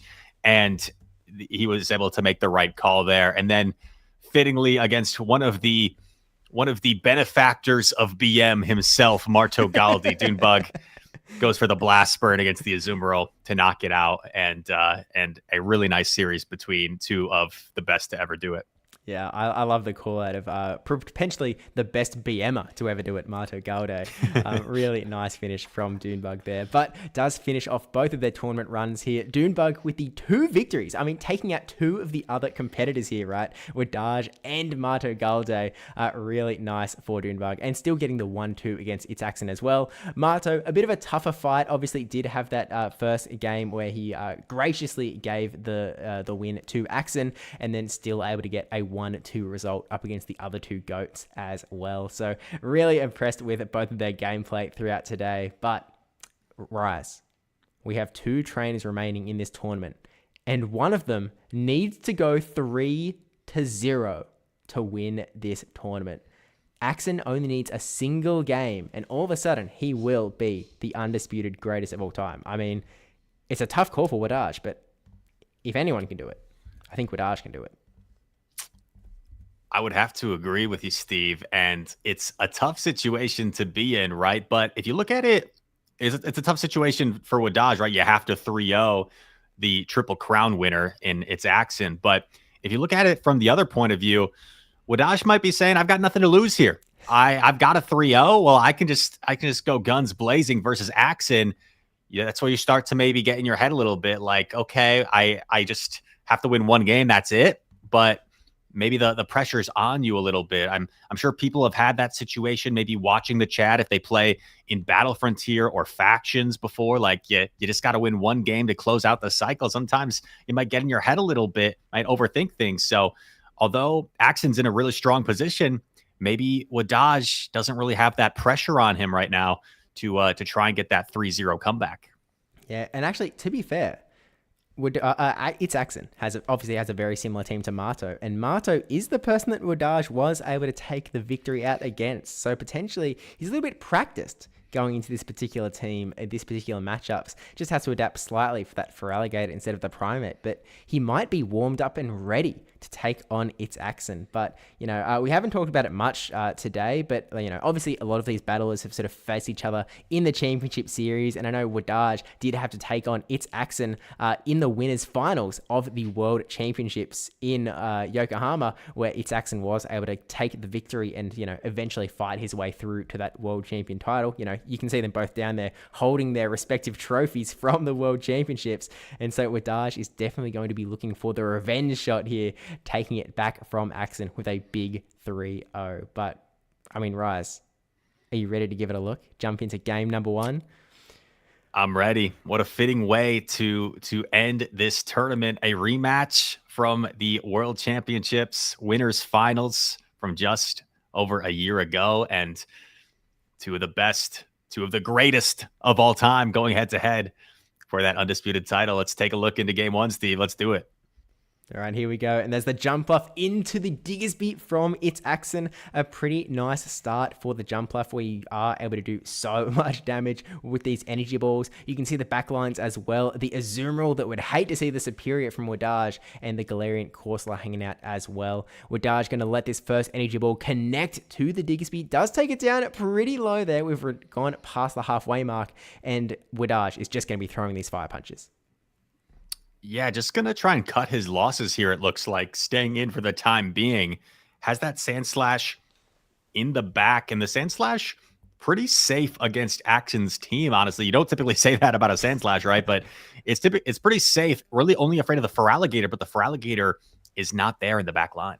Yeah, that's right. We've sort of lost that safe swap. AXN going for a triple bulk team as he goes for this second energy ball here to get that KO on the Diggersby wdage, letting it go. And he's instead going to opt to try and get a little bit of farm on this Alolan Sandslash. Obviously, a very strong matchup, this energy ball. Because it is the non-shadow Alolan Sandslash, is it a regular Alolan Sandslash? It does take this energy ball quite well there.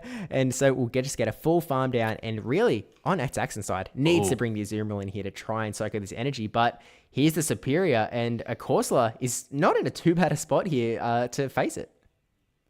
Yeah, great read coming in with the Azumarill against the Sand Slash, because if he had come in with the Corsola there, I think AXN would have been in some serious trouble, but now Frenzy Plant coming through, going to connect. Superior up energy does tend to like this matchup actually against Corsola, one of the few neutral Pokemon that can actually make it uncomfortable on the bulky ghost type. Now we're going to see the Nightshade coming through, drawing that Protect Shield, but Superior going to significantly outpace the Corsola here. Yeah, it's actually putting in a lot of work, and wdage going for the Aerial Ace bait, getting the Protect Shield off of ItsAXN, making every play that he can to try and get this victory here. He needs to sort of keep some energy ready to go onto that AXN's Azumarill in the back. Decides to Protect Shield up the Superior here. I like this play, recognizing the power of the Superior for the remaining matchup. And as you said, outpaces, so actually has a lot of ability to farm up here. Goes for another Aerial Ace and gets the second Protect Shield from ItsAXN. I mean, the heat is really coming up for AXN here. Another Aerial Ace bait, and gonna fire off the Aerial Ace right before. I would presume this knocks out Steve, but you never know with how bulky the Corsola is. And yeah, Aerial Ace is gonna be enough here and has a little bit of residual energy. Maybe you bank it before the Ice Beam. No, actually just gonna force AXN to expend the Ice Beam. Feels like maybe his Sand Slash with some energy has enough to close out this game. Yeah, really interesting play from wdage. I was maybe expecting a catch here, but he does have a drill run ready to go here. He's at the back-to-back drill runs now and will be able to tank the charge attack from Azumarill here. And so really, this could do a lot of damage. It may not be the Shadow, but look at the damage from drill run. It's not going to be enough for one more to KO, but if you're the Sandslash, you take the player off on the chin. If you get to a third drill run, alongside the small amount of damage from the Powder Snows, that might just be enough to get the win here. Potentially, wdage just needs this drill run, and he'll take game 1. This is going to be close. He just needs to live this play rough plus one more bubble, I believe, afterwards. And it looks like Sandslash will be able to withstand the bubble as the second one goes through, but not before the drill run. And wdage going to put the pressure on ItsAXN. Needs that 3-0, remember, to take this match, to take this tournament, rather. And it has the 1-0 lead so far. Great start there for wdage. Yeah, we know how strong momentum can be in these championship series events. We know how much that can really just put you in the mindset, in your opponent's head about what is going on. And wdage, really strong start there. Even though it felt like for the first half of that game, it sort of felt like wdage didn't necessarily have the alignment that you would necessarily want. But being able to just survive through the superior versus Galarian Corsola matchup, wdage really put himself in a strong position, even not getting the Frenzy Plant. In my head, I was sort of watching the superior, right? I was watching it sort of not get its Frenzy Plant off, the Ice Beam outpacing to the Frenzy Plant because of that residual energy from the Azumarill. And I was like, oh, I feel like wdage really would have liked that. But as you said, very quickly, I mean, the Alolan Sandslash, it had energy ready to go. It had a lot of health, enough health to be able to take the bubbles and the play rough on the chin. And so in the end, was able to get 3 drill runs off that was enough to take out the Azumarill. So just, again, really nice win con identification from wdage, not panicking and deciding, I'm going to need this Frenzy Plant later, I'm going to swap into Alolan Sandslash and take the move now. Because, you know, if that happens, maybe he still gets the win, but maybe he doesn't. And wdage sort of saw a clean line through Alolan Sandslash and took it, and it ended up paying off for him in game number 1. We've talked so much throughout this tournament about the importance of keeping the alignment, and with wdage running a little bit more of a polarizing team of the Sandslash, the superior didn't go for the alignment, went for that energy head start on the Sandslash, and that was able to help him deliver a game 1 victory. Nice recognition there from wdage. Back still against the wall, but I don't think there's any writing on the wall just yet. Game number 2 coming up, and we'll see if ItsAXN can take this tournament or if wdage can send this to a final match. Yep, all wdage's to push for here. Game number 2, we've got the Azumarill into the Alolan Sandslash here. A bit of more of a neutral matchup. We saw how this ended in the last game. A little bit stronger for Azumarill this time around when you've got a little bit more tack to play. We've still actually got that superior hanging out in the back for wdage as well, but we'll wait and see what these trainers do with it. The play rough going to connect to Alolan Sandslash. Alignment is going to be so massive in this matchup. However, things could get a little bit funky in the back because both trainers have a hard punish for one another in the back. So we're going to see this matchup play out. Of course, we know that this matchup is a little bit funky, right? Sandslash has the ability to resist all the charge attacks, but also Azumarill's sheer bulk can make this uncomfortable. In a zero shield scenario, sometimes Azumarill can actually just kind of outbulk its way through here, survive the third drill run. So we're actually going to see wdage put up the Protect Shield, going to fight for the alignment here, wants to keep the Sandslash around.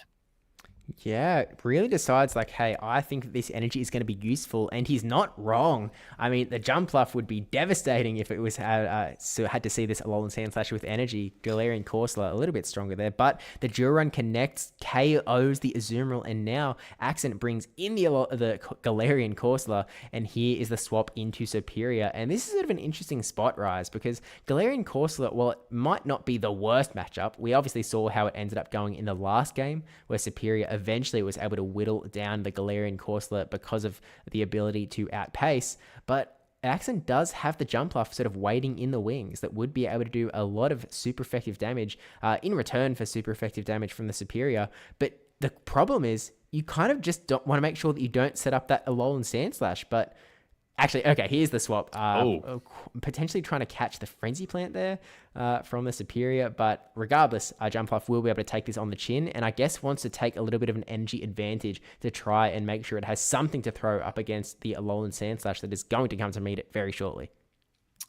This pivot could be detrimental for ItsAXN. Maybe it was not expecting the Diggersby to be the third Pokemon here. Now Jumpluff eating 2 aerial aces, building up energy so it has something to threaten the Sandslash if it was to come in. So if you're wdage, you let the Superior go. I think you come in with the Sandslash, and you might be content just letting it go down. I wonder if he ever would use a Protect Shield here. Oh, actually has the Ice Punch loaded. I forgot about that, Steve. This is massive. Going to draw that final Protect Shield off of ItsAXN. Yeah, this is going to be a tough one for ItsAXN for sure. He's going to get the aerial ace off here. That actually, we are going to see wdage use the Protect Shield on the Alolan Sandslash. Wants to keep it around on the aerial ace as well. Recognizes it like, hey, I can... Oh, actually, we see a swap into Galarian Corsola, like catching the Ice Punch. This is still actually going to do a fair bit of damage to Galarian Corsola. It's not going to be enough to KO, but once you swap in this Diggersby to absolutely wall the Galarian Corsola, you're going to get a a full farm down here, and AXN not even throwing the charge attacks. He knows the writing is on the wall, and this jump off going to go down. Not even going to throw the move here. We're just going to wait for this fire punch to... Actually, AXN lets it go. No need to go for the back-to-back here. wdage keeping his hopes alive in this tournament. Got so much energy from that little bit of health on the Corsola, thanks to the double resisted quick attack down, and Diggersby gets the win in the end. Yeah, I think it's safe to say AXN didn't really predict that it was going to be the Diggersby. Otherwise, maybe would have played that a little bit differently in the end game. But wdage coming up with some clever lines and really making his opponents have to deal with a lot of guesswork, right? In both games, it's been a matter of what do I come in with here? And AXN has made some really nice reads throughout this tournament. But now this tournament essentially comes down to this final game, right, Steve? Yeah, that's exactly right. Winner take all. The title of the greatest Pokemon Go player of all time is going to come down to a single game. Both of these battlers, have fought their way through this tournament. I mean, wdage, he has the victory here against AXN, right? He has the win. But that's not what it comes down to in the end of the day, because we've got 3 battlers that have 2 match wins, I believe. But it's going to come down to that battle tiebreaker, and the battle tiebreaker is going to go to whoever takes out this final battle, AXN or wdage. Can AXN clean this up into a 1-2 scenario where we've seen so many of in this particular tournament, or can wdage get the second big 3-0 sweep of the tournament, secure himself the title of the greatest of all time, and take home $50 from Lagger Gaming, sponsoring this event as well? It's all going to come down to this, Rise. I mean, okay, final game of the tournament. I'm going to ask you a tough question here. Make the lead calls. Who is coming in with what in the final game of the tournament? We've seen them play out 2 games so far. We've seen them play out 6 other games against some of the other best in the world as well. What are we going to see in the final game of the series, Raz? I feel like I'd have to think about it more to make a call that I'm comfortable with, but I'm going to go Azumarill for AXN and Sandslash for wdage. It makes sense. And let's see it in match point. Someone is coming out with a victory here, and it's going to be one of these 2. And we have the Galarian Corsola into the Diggersby. A disaster for AXN. What a terrific lead for wdage, but we see the Drapion save swap being utilized and doesn't have a super comfortable answer. Could have come in with a Sandslash immediately, but perhaps once you hesitate a bit, you don't want to come in behind energy. So is now staying in, is going to bait the Fire Punch here, and does deliver a nice bait. This is going to preserve some energy on the Diggersby. And will wdage pivot into Sandslash now? No, he's actually just going to keep on staying in with the Diggersby. He loves staying in with his Pokemon for longer than we expect, recognizing I can do a bit more work here. My job isn't done. Throws the Scorching Sands and does get AXN's second Protect Shield. He now has the 2-0 shield advantage as AXN throws these Aqua Tails into the Diggersby. It is going to be able to throw a lot of these back-to-back Rise. I mean, we might see a lot of charge move animations in the very near future. The second Aqua Tail firing off now, and it's going to be up to wdage to use a Protect Shield here to keep this Diggersby around. Seems like shields are in the air. wdage still holding on to that 1-0 shield advantage. The question becomes, and he wants to protect that Diggersby. And so now it is going to be going for that final charge attack to try and get a bit of a KO here. But it's going to come down to that back line, it seems. So much energy unleashed. And now the Drapion is going to go down. wdage going to maintain the alignment here. Do we ever see a pivot? No, he's going to see the third Pokemon and gonna pivot the Serperior. I love this play, Steve, because he knows that his Sandslash can also deal with the Azumarill, so he's able to give up the switch advantage. And we've seen in the past with shields down, I don't know if AXN's Corsola is going to be able to withstand 2 Frenzy Plants, which could be really bad for its AXN. Yeah, this is a disaster for AXN. The second Frenzy Plant will secure the KO onto this Galarian Corsola. It's going to do as much as it can in the in the current matchup. This Nightshade going to bring it down pretty low, but Superior is even going to be able to farm extra. Not even going to bother. Doesn't want to take the extra Astonish. Going to throw the Frenzy Plant, get the KO on the Galarian Corsola, and Rise. It is really coming down to the wire here because there is only this Azumarill, and there is a Grass type with a Frenzy Plant ready to throw. Oh my goodness. If Sandslash couldn't have dealt with the Azumarill on its own, this Frenzy Plant certainly going to deliver the damage it needs to. Now comes Sandslash. It is going to be able to resist everything. And this steel ice type is in the driver's seat. I think ItsAXN knows what's coming. Drill Run, that's what's coming. And wdage is going to assert himself here in a rematch from Worlds a couple years ago, takes this game, takes the tournament and the title of the greatest of all time winner. Congratulations to wdage. Needed the 3-0 to sweep, and he was able to deliver. I mean, Rise, is there a better way to finish off the tournament than that? To win the tournament, needing the 3-0, AXN only needing a single game to win the entire tournament, and wdage just able to make the right call after the right call after the right call and push AXN all the way to that 3-0 victory. And all of a sudden, wdage is your victor. He is the greatest Pokemon Go player of all time, and man, has he earned it. He's a bad man, Steve, as they say. And he doesn't lack in the confidence department. He's one to tell you how confident he is in his skills. And I think that's what you need going into a tournament like this, going up against some of the other greatest players of all time. I think all these players are just overwhelmed with the amount that they've achieved in the championship series, as well as other grassroots tournaments. And wdage just adding onto the list with this tournament.